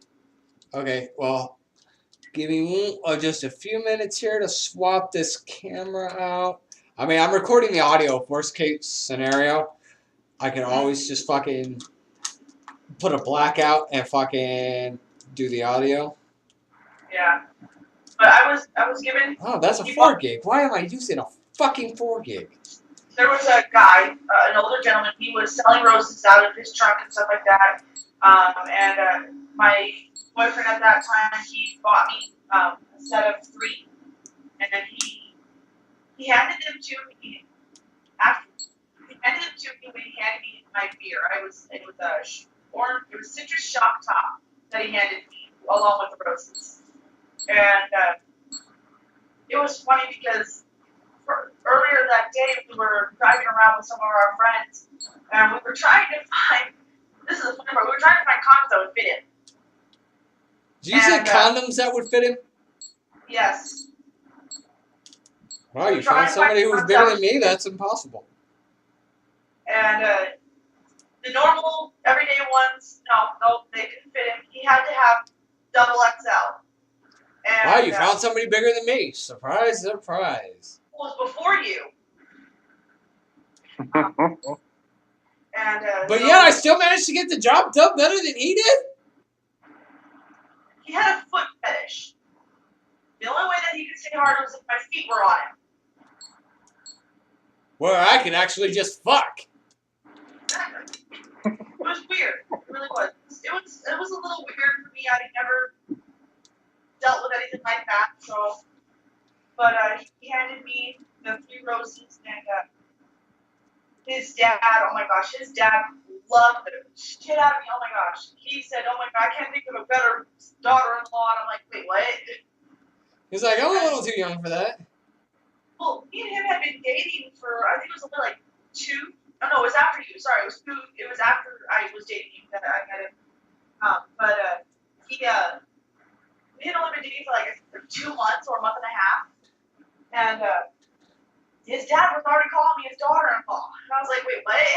Wow. Yeah. So I says, that's a little creepy. But then again, you know, my sister wanted you as her sister-in-law too, so. Yeah, but you and I were dating for a long while. And then certain things that certain people did kind of screwed that up, and then we lost temper, and Yeah, well, you know, I think the bipolar thing, you know, I don't consider myself bipolar. You know, a lot of people would attribute that, oh, you're bipolar. You know, I don't think hardly anybody's bipolar. I think, you know, people just have their fucking breaking points, and they deal with shit for so long, and it just builds up, and eventually they explode. I have a disability here. I'm going to be getting disability from it's a general term which is called schizo effect, and that is I'm going to be getting disability here next month because I figure out my earnings for the beginning of the month from March to from March 1st to May 26th, I think it was. Once I sort that out, I'm going to be getting $11.71 for disability for my schizo effect, which is a mixture of bipolar, multiple personality disorder, depressive disorder, anxiety disorder, pretty much all of the really bad ones mixed up. And I'm getting full disability for that. So it's a legitimate illness, but it's in the brain. Oh yeah, I mean, I'm not saying that bipolar disorder doesn't exist, but I think what I'm saying is I think a lot of the bipolar diagnoses are pretty much bullshit. I think most of those are just people who have reached their breaking point and had enough. Like, I have a friend of mine, I'm not going to say who it is, but Genevieve, you know who I'm talking about when I would say it. And, you know, she used to work at a discount store, and she had a blow up and took a baseball bat and just smashed the shit out of this display at a store that she worked at. And she got herself fired, and she was diagnosed as bipolar. And I'm looking at the situation, and I looked at all she's been through. She's one of those kind of people who has had to sacrifice her entire young adult life to take care of other people. She has had to put aside her young adult life, her hopes, her dreams, her ambitions, her goals, everything for the sake of other people, while at the same time being belittled by not only her peers and people she's gone to school with since her youth, and even some people in her family, to the point where she just finally snapped and said, "Fuck it, Kersmashi." And people have varying outbursts at point after point, and it's not just one big. People don't understand. It's not just one big kaboom when the balloon fills up with air. No, it's not like the balloon goes pop. No, it's one fucking explosion after another. It's a constant overfill and spill after spill after spill of bullshit that you've been dealing with for so fucking long, and you've just reached that point where you've had enough, and you're like, "Fuck you!" And then you do everything you can. If you're I've been there one time. Yeah, and if you're not, I've been there before. Yeah, and I'm dealing with a freaking friend, the same friend, because she's currently living with her mom, and last night, in fact, she thought I was talking shit on her mom. I'm like, no. The fact of the matter is, you are living in a situation where you are under somebody else's dictate. You are living under somebody else's rules. You don't get to live your own life. You don't get to do your own thing. You don't get to control your own finances because you are living in a house taking care of somebody, and it's their house, their rules. And you have never gotten to live your own life and do things by your own terms, as most adults do, and you're pissed the fuck off. And I was about 14 when I was diagnosed with Tourette's. Yeah. And I had the signs my whole life from I was a kid. Then at 14, I was diagnosed with Tourette's syndrome at 14. What's Tourette's syndrome? It's a neurological disorder. Oh, okay. And I've had it my whole life. My son has it. Lucky we caught it in time. And so basically, you were diagnosed with it, but you didn't turn into Tourette's guy. Yeah. That's good. That's very good. Yeah. I'm taking medicine for it.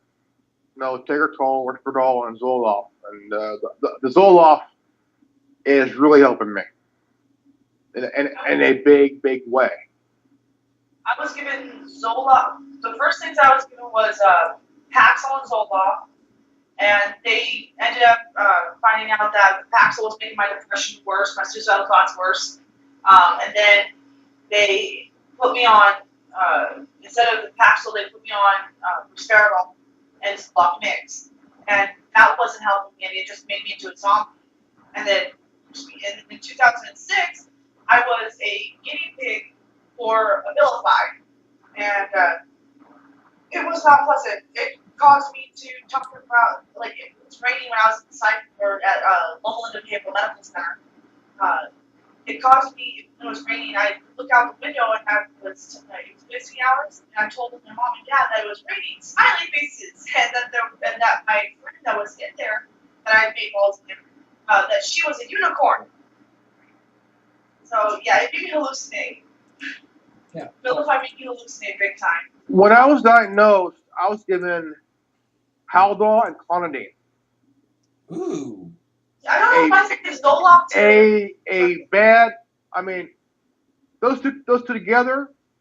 I was mean. I was mean. I mean, you would not want to be around me because I was meaner than a motherfucker. I mean, I was like violent. I'm saying physically violent. Yeah, some of those medications turn you from a fucking to be moderately upset to freaking being a complete fucking nut job. I mean, that's what actually happened to me was they had diagnosed when Genevieve and I broke up, and I'm going to share this story. Then this is the first time I've actually shared this.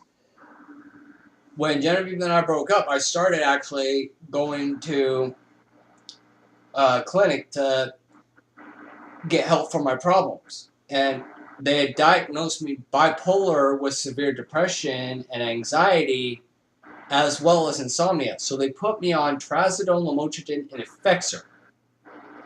So basically, I'd be a freaking couch potato during the day and laughing my ass off for 10 minutes until I passed out at night.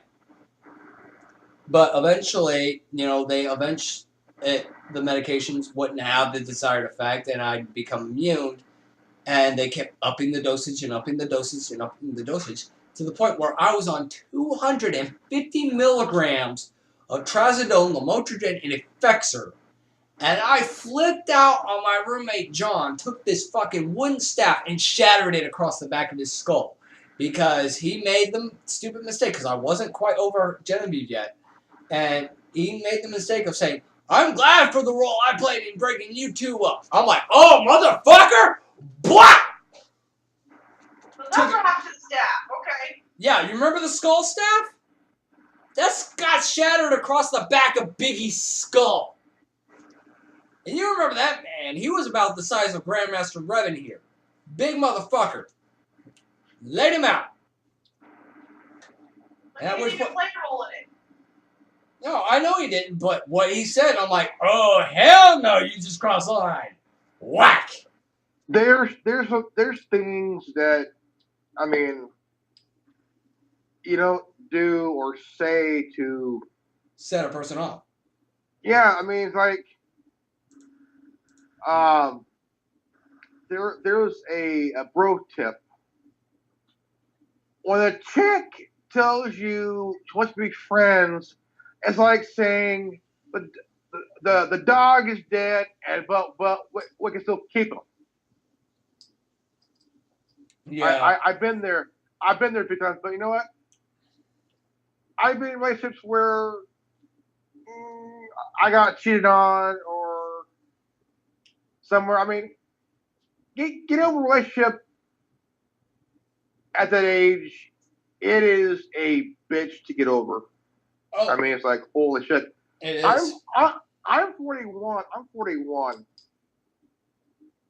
And I've been single I've been separated from my wife for 12 years. Still married though.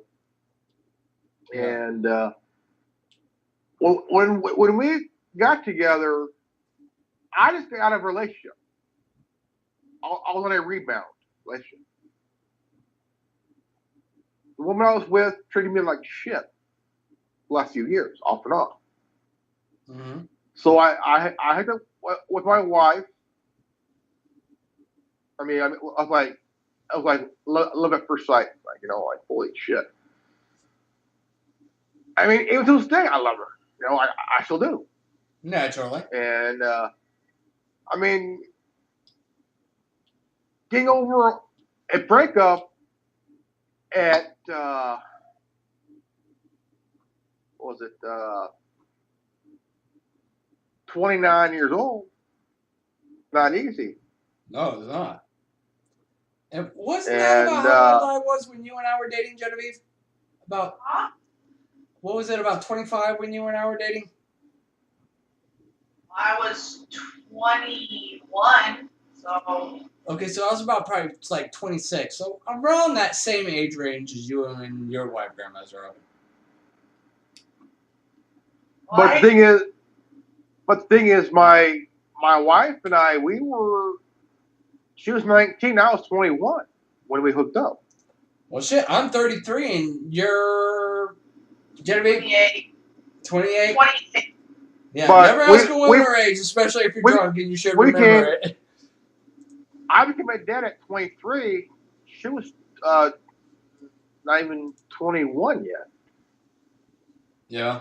And I mean, I got over her. It took a while because at the time I was dating my sister's husband's ex-wife. Oh. And no. Even Genevieve's like, damn. It was worth it because that must have been some good pussy. We met around, was it October or November, was it about October of 2005? We got together in mid 2006, and the first time I went to Richmond. What was it? It was around after my birthday, Okay. and right then there, went to their place. We fucked. First time we met at the apartment. Nice. And I mean, it was like 14 times, and it was a week. So familiar, Genevieve. Also, Oh, I see the shit I eating was grin like- on her face. I was like a pit bull eating 3 plates of a T-bone steak. Oh yeah, that's how I was with this one. I will not lie. That's how I was with this one. But And she I loved like- every fucking minute of it. That's why she's blushing. I felt comfortable around this woman. I really did. Uh-huh. Because she was the opposite of what my wife was when we split. Okay. And I felt that like the mentally I was at ease, mentally and emotionally at ease. And out of the blue, I told her I loved her. You know, like, oh. But I felt that's how I felt like, you know, I'm with this woman. I mean, I'm like, it's like a billion tons were lifted off my shoulders. That's how I felt. I felt that too. I've been there too. And we got back together. We recently got together in mid '06. This was like months after I went to Richmond to visit my sister and her husband at the time, boyfriend at the time, and his ex-wife. They're certain apartment, and my niece was not even a year old yet, not even a year old yet. So, it was like, you know, like I said, I felt at ease. I was in my peace with her. And, you know, And yeah, some people bring out that peace in you. I mean, Genevieve brought out that peace in me until third parties, you know, kind of came between us and bad shit happened. And, you know, and I turned into a fucking monster. I will admit it. And, you know, my friend who I mentioned earlier was going through her shit, who said I was talking shit on her mom. I mean, her and I had a falling out because I fucking was blowing up on her too. You know, because I had so many demons that I needed to deal with. And it eventually reached that point, you know, like I was on this medication, the 250 milligrams of trazodone, lamotrigine, and Effexor, but I had also been taking Shaolin Kung Fu. And I had been learning a lot, you know, not just taking the Kung Fu, which was a good outlet for the aggression, but also taking Tai Chi and Ri Chi, which was about channeling the energies and learning how to control the energies not only around you, but within yourself. And that really helped me to gain control over my own thoughts and my own emotions and learn to govern my emotions so that they don't govern me. So, like, if Genevieve and I were to date and go through the same set of fucking circumstances again, there would be a completely different outcome. I can guarantee you that. Because I have learned to channel that energy and to filter it and control it without the need of the medication. And I haven't been on that medication in about freaking 6 years. I said, fuck that medication. And it nearly killed me getting off that fucking shit. yeah. Yeah, I was fucking. This I was- felt like I was bleeding from the fucking brain when I was fucking quitting Yeah. that shit for like 4 days. This was about 2 years later. 2 years later, after she left for South Dakota, 2 years later, about around 08, I started dating this older woman. Yeah. I was about 33. She's about 42. And oh man, Happy birthday. I felt like that guy in The Graduate. Oh shit. I know where you're going there. No need to explain. Let's just leave it at that. Genevieve, what about you, honey? You look like you've got some ideas to explore before we really call it a night. I mean, we've been going for nearly 2 hours. Agree. Yeah, I've actually been watching the timer on my calendar. It's about 2 hours and 19 minutes that we've actually been on camera. My Skype says 3 hours and 1 minute. Oh, you got to remember also that we were discussing and chatting before we managed to figure everything out, too. Well, yeah, I'm fighting a headache because of how tired I am.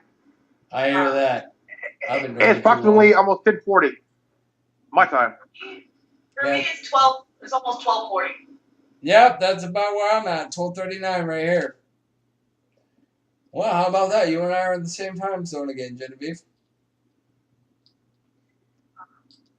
But no, I've had my share of heartbreaks. I try not to go back on them and revisit them.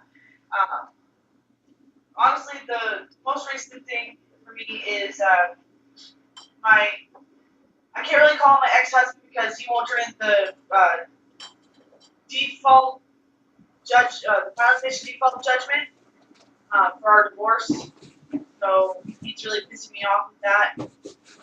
He also has the balls to threaten my life if I didn't come back to California and take care of the child support that I didn't open. If anything, you have primary custody of the child. So technically, he would owe you child support. I do have primary custody. He signed over full rights, and no, he pays me because I have the child. Yeah, so he would owe you child support unless he has signed over his rights, at which point he has no legal right to you or the child. He has, and they still, because it's in California, he still has to pay some sort of child support. Only because of my welfare, only because of the welfare that I had when I was out there, the cash aid and food stamps. It's for the child support was to pay that back. Yeah, it's a back pay thing. It's a back pay thing. All it is He's in a lose-lose situation. Huh? He's in a lose-lose situation. And he thought that threatening my life would solve the situation. And no, I even screenshotted the conversation of him threatening my life, and I plan on, if he does try to come after me for anything, I plan on using that to get him completely annihilated in the court, and he's going to be very, very sorry that he ever did. Well, it's already part of the public record now, honey. It's on TWWRN, the Worldwide Resistance Network. Everybody's going to fucking see this, and it's probably going to get... Hey, if anyone can find him, kill him. I'd rather be a widow, but... No, you wouldn't. You are not endorsing a murder, honey. You are better than that. That would be a big... That would be insane, though, you know. I mean, that's honestly just the only way that I can express how much I despise him. You can despise him. You can hit him all you want. You can wish him bad things, but wanting him dead, I mean, I wouldn't want that to happen. I mean, I've known him for almost 10 years now. And we were friends before we got together and everything. And when I got pregnant with my son, it was before we got married. And then he said he wanted to take responsibility, and we got married. And then the opposite happened. Well, he was taking responsibility for the first part of our marriage, and then when Bradley was born, he stopped taking responsibility and decided that he was going to cheat and use all of the money that he was getting paid to the military on himself only. Like I had to contact my family members for help for diapers and formula for my son, and I told him, I was like, I'll pay you back. And I said, don't worry about it. Your husband should really be taking care of this. And I said, I know, but he's going through some things because he was. I mean, his dad died, and he was having a hard time with that. And so I kind of just chalked it all up to that. But it turned out that no, it wasn't that. He just wasn't ready to be married or to be a partner.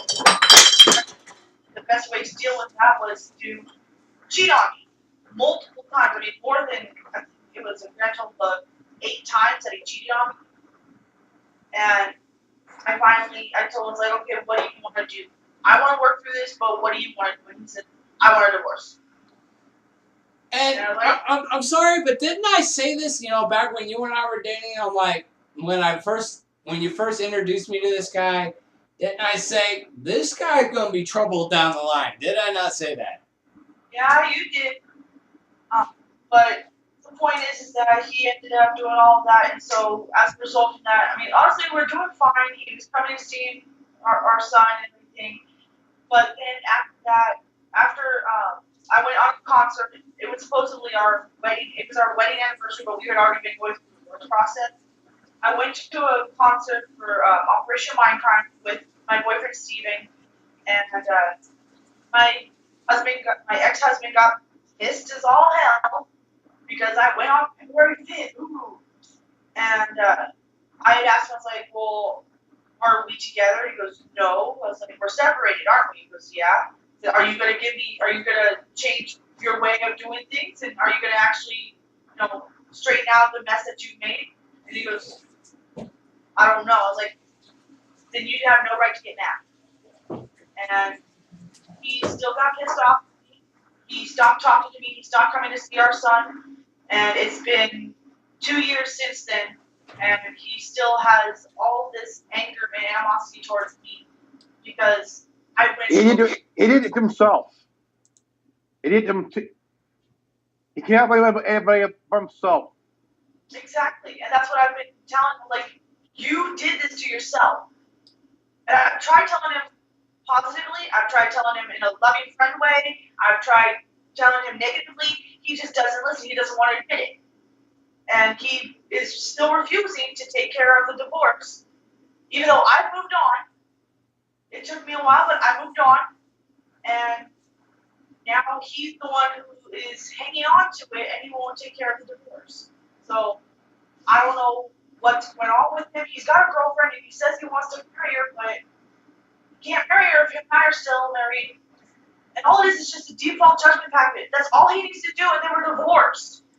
That's all he has to turn in. Sounds like somebody else, another couple we know, my sister and her ex-husband.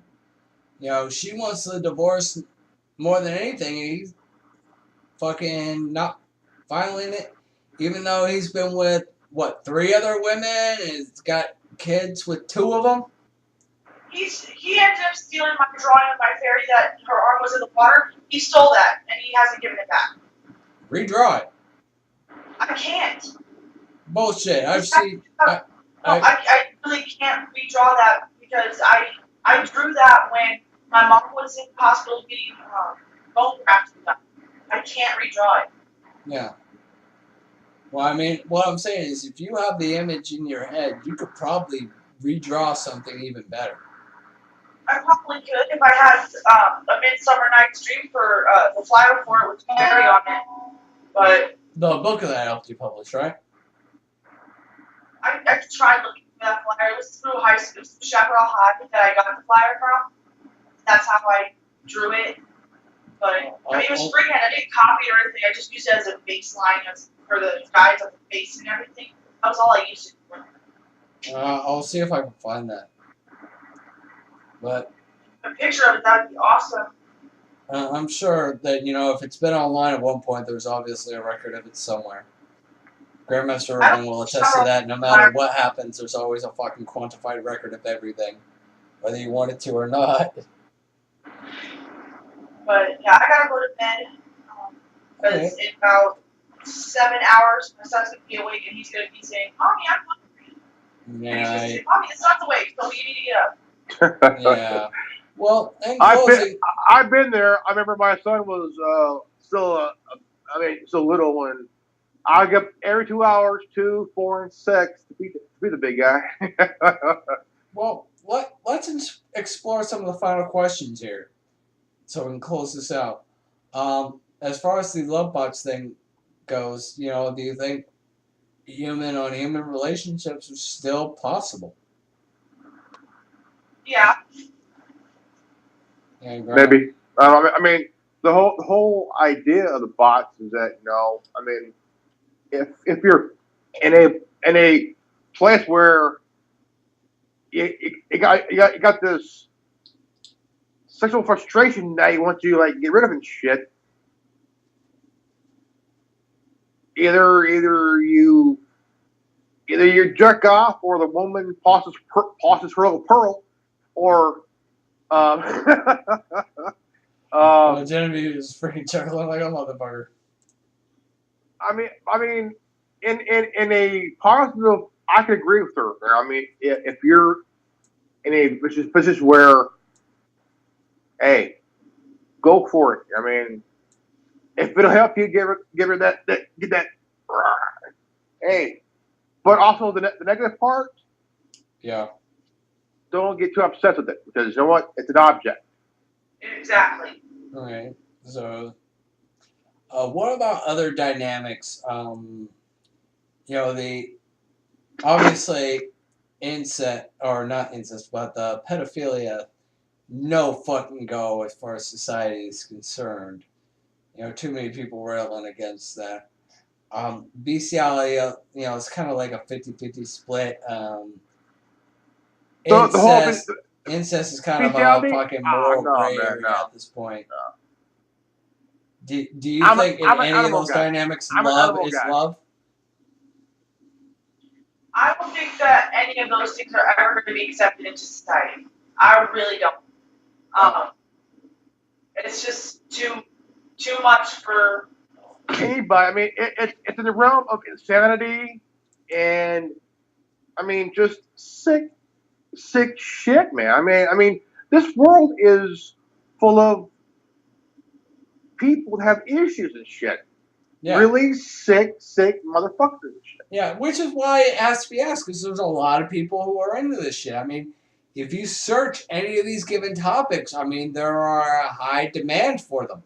There's a high demand for child sex dolls. There's a high demand for incest fantasy porn. There's a high demand for bestiality porn in areas that it's actually legal.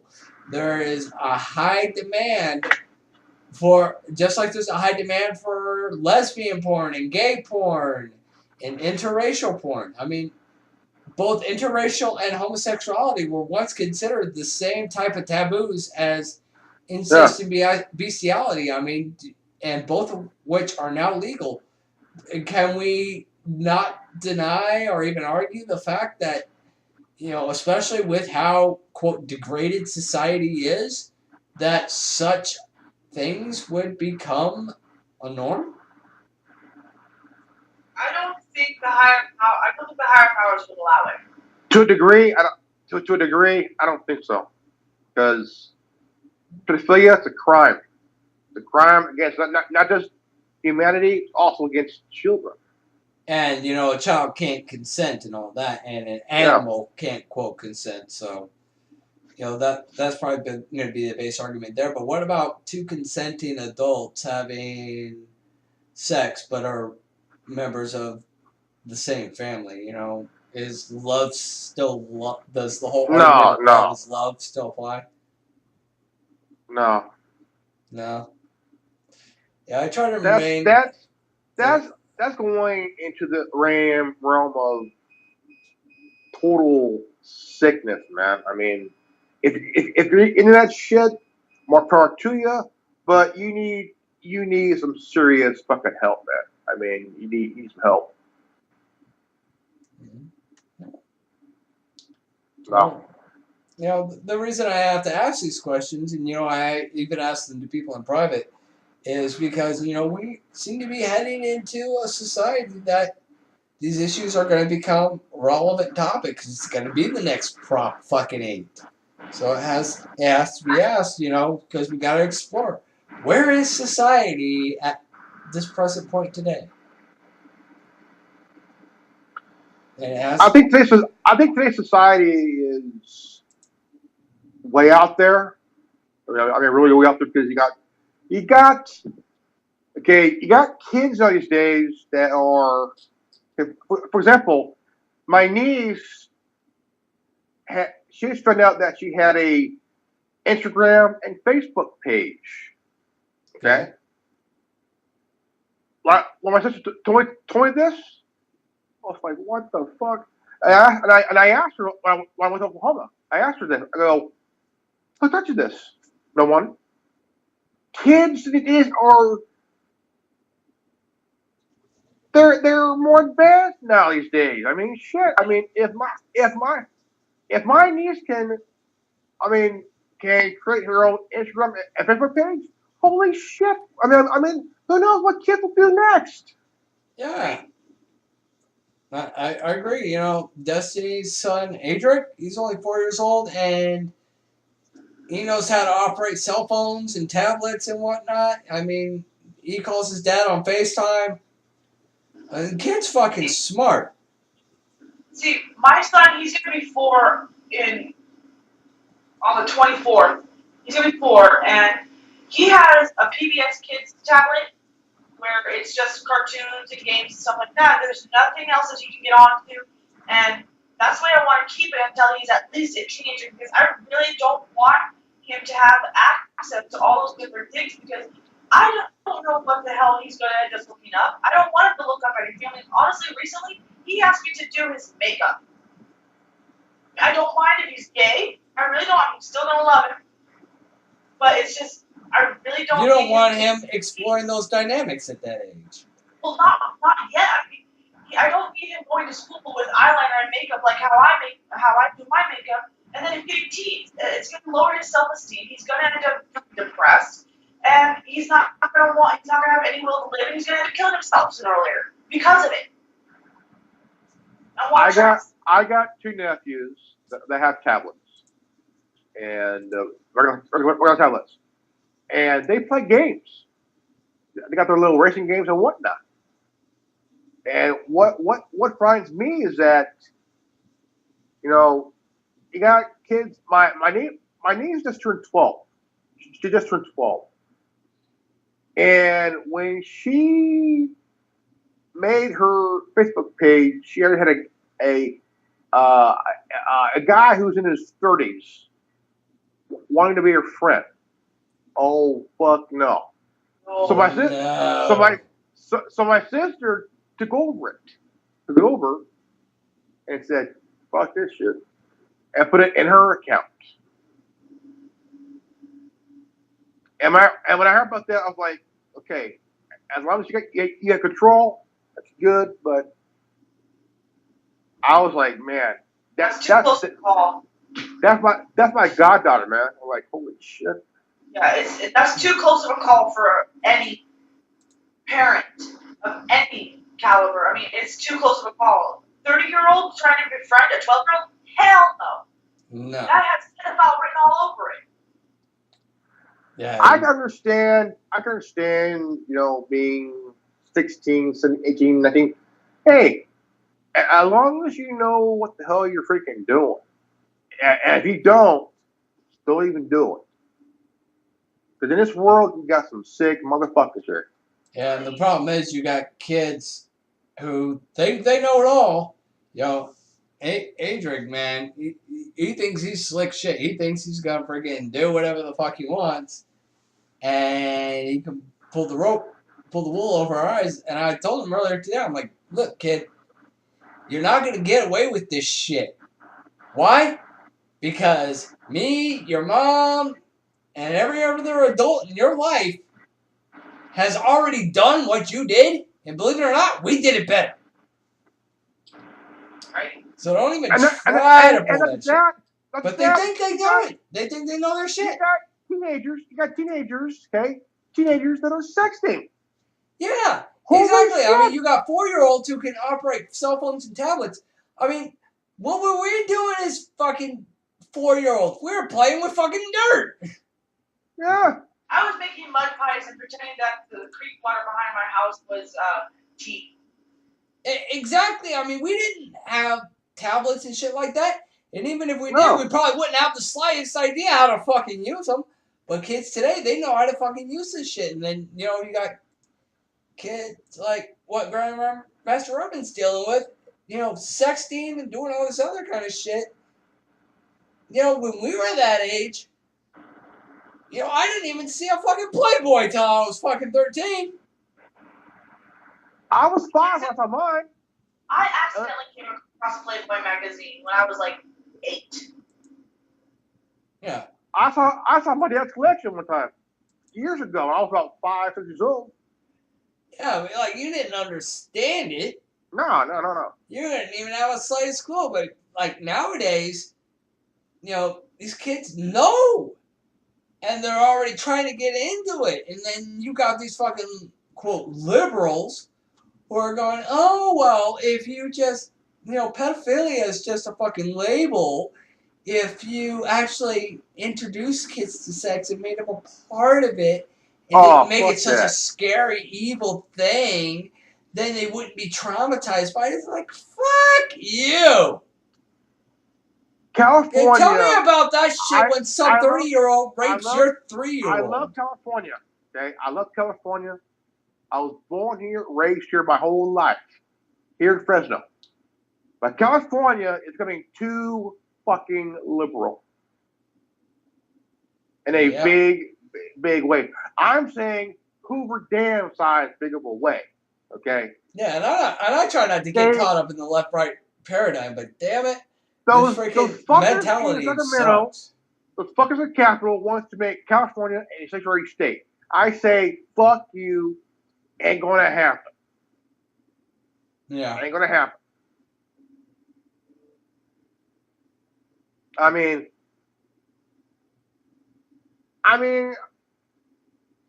as a libertarian conservative, I don't fucking think so. I don't think so. Yeah, I mean, you're kind of neutral in it. You have Republican ideologies, you have Democratic ideologies. You've got a healthy balance of things. And you realize that there really is no left or right. It's just whatever's being propagated by either side. And you recognize the bullshit. And you see the situation for what it is. Like, okay, this is bullshit, this is not. Okay, it's not a matter of left or right. It's a matter of, okay, bullshit, not bullshit. And that's what it really comes down to. I question everything. Exactly. And that's where people need to get back to. I mean, we were once in a state of intellectual awakening. People were waking up, and then this happened. It's like, what the fuck? Hey, bro. Where do we get off on this off-ramp? Check this out. Okay, check this out. There's an article I read, and it was about Denny Williams. Okay. The article stated that he died. Okay. He died, which was bullshit, though. This is from Snopes.com, okay? Snopes. Yeah, and we all know Snopes is bullshit. And I fell for it, for a second time, twice I did. And I did a video on Danny Williams, his death, thinking about he died, whatever. And so I went back, did more research and shit, kind of dig a little more. Same night, I went back, did the same video, did another video, admitting that I was wrong, I made a mistake, hey. Yeah. And I got so many comments saying, at least you admitted you at least admitted it. And I apologize. Yeah. I was wrong. And I mean, okay. Yeah, I mean, we had a similar situation when Patrick and I were doing the weekly report. I'm sorry, Lucid, as far as his public name was concerned. I mean, he and I investigated an issue that we had heard about, that ISIS had invaded El Paso, Texas a few years ago. Now, this story turned out to be false, but, we reported on it as if it were a fact, because based on the information that we had, it seemed pretty legit. And, we weren't in El Paso, Texas, so we were in California at the time. We didn't fucking know for sure. Yeah. We weren't there. So we just took the information that we had and fucking rolled with it. Come to find out after the fact that such was not the case, and we addressed it later. But even to this day, the video's still up, and, people don't follow up and see what we said on the next episode. And they're like, oh, well, you guys are fucking idiots, you're fucking liars, blah, blah, blah. I'm like, do you not take the time to see what happened next? We even edited the comment section and said, okay, this is what we had heard, blah, blah, blah, unconfirmed reports. We addressed the issue, but, still people getting this fucking ideology, and they fucking are quick to label and fucking play this bullshit, and it kind of makes me wonder, and that's why I ask all these questions, especially relating to these taboos, because they seem to be such a hot button for especially the quote liberals, because it seems to be the direction that we are heading. I mean, even Donald Trump, whether you love him or hate him, even said about his own daughter, if she wasn't my daughter, I'd date her. Kind of makes you wonder, where are we going to go with these subjects? Yeah. I mean, so these things have to be asked. And, especially In considering we don't know a very big way, because, I mean, all different topics, all different issues, agendas, and whatnot, it has to be questioned. Question every goddamn thing. Yep. Whether you want to or not. Question the motherfucker. Yeah, and you've seen Connor's videos. He's Yeah. even pointed out, we talk about the things that most people don't want to talk about. Yeah. I brought up an issue on my first channel, how Washington D.C. is the biggest whorehouse in the world. I think I see a Genevieve smiling there. No, oh no, she's not smiling. She's just tired. It is the biggest whorehouse in the country, because you got politicians want to bend over and say, "Thank you, sir, may I have another." I mean. Oh my God, we just went Animal House. And Tommy Bird will be thrilled. You got these politicians, left or right, that are popular. I mean, the oligarchy. Yeah. Get them the fuck out. Bring in some new blood who could do something better than they can. Well, maybe they could. I think we want to continue this next weekend. Genevieve, Grandmaster Robin, would you guys want to continue this next weekend? Yeah. Maybe at an earlier time, now that we figured out how we should do this? Yeah. Yes. Yeah, let's pick this up next weekend. We'll pick up part 2. I mean, we've already been nearly 3 hours on this fucking thing. This is going to be good. And we'll pick up next weekend. But for now, humanity is still in question. The future is still in question. So, I will fucking say it. Until next time, this is the Tin Man with the Resistance. If you're watching this, you are the Resistance.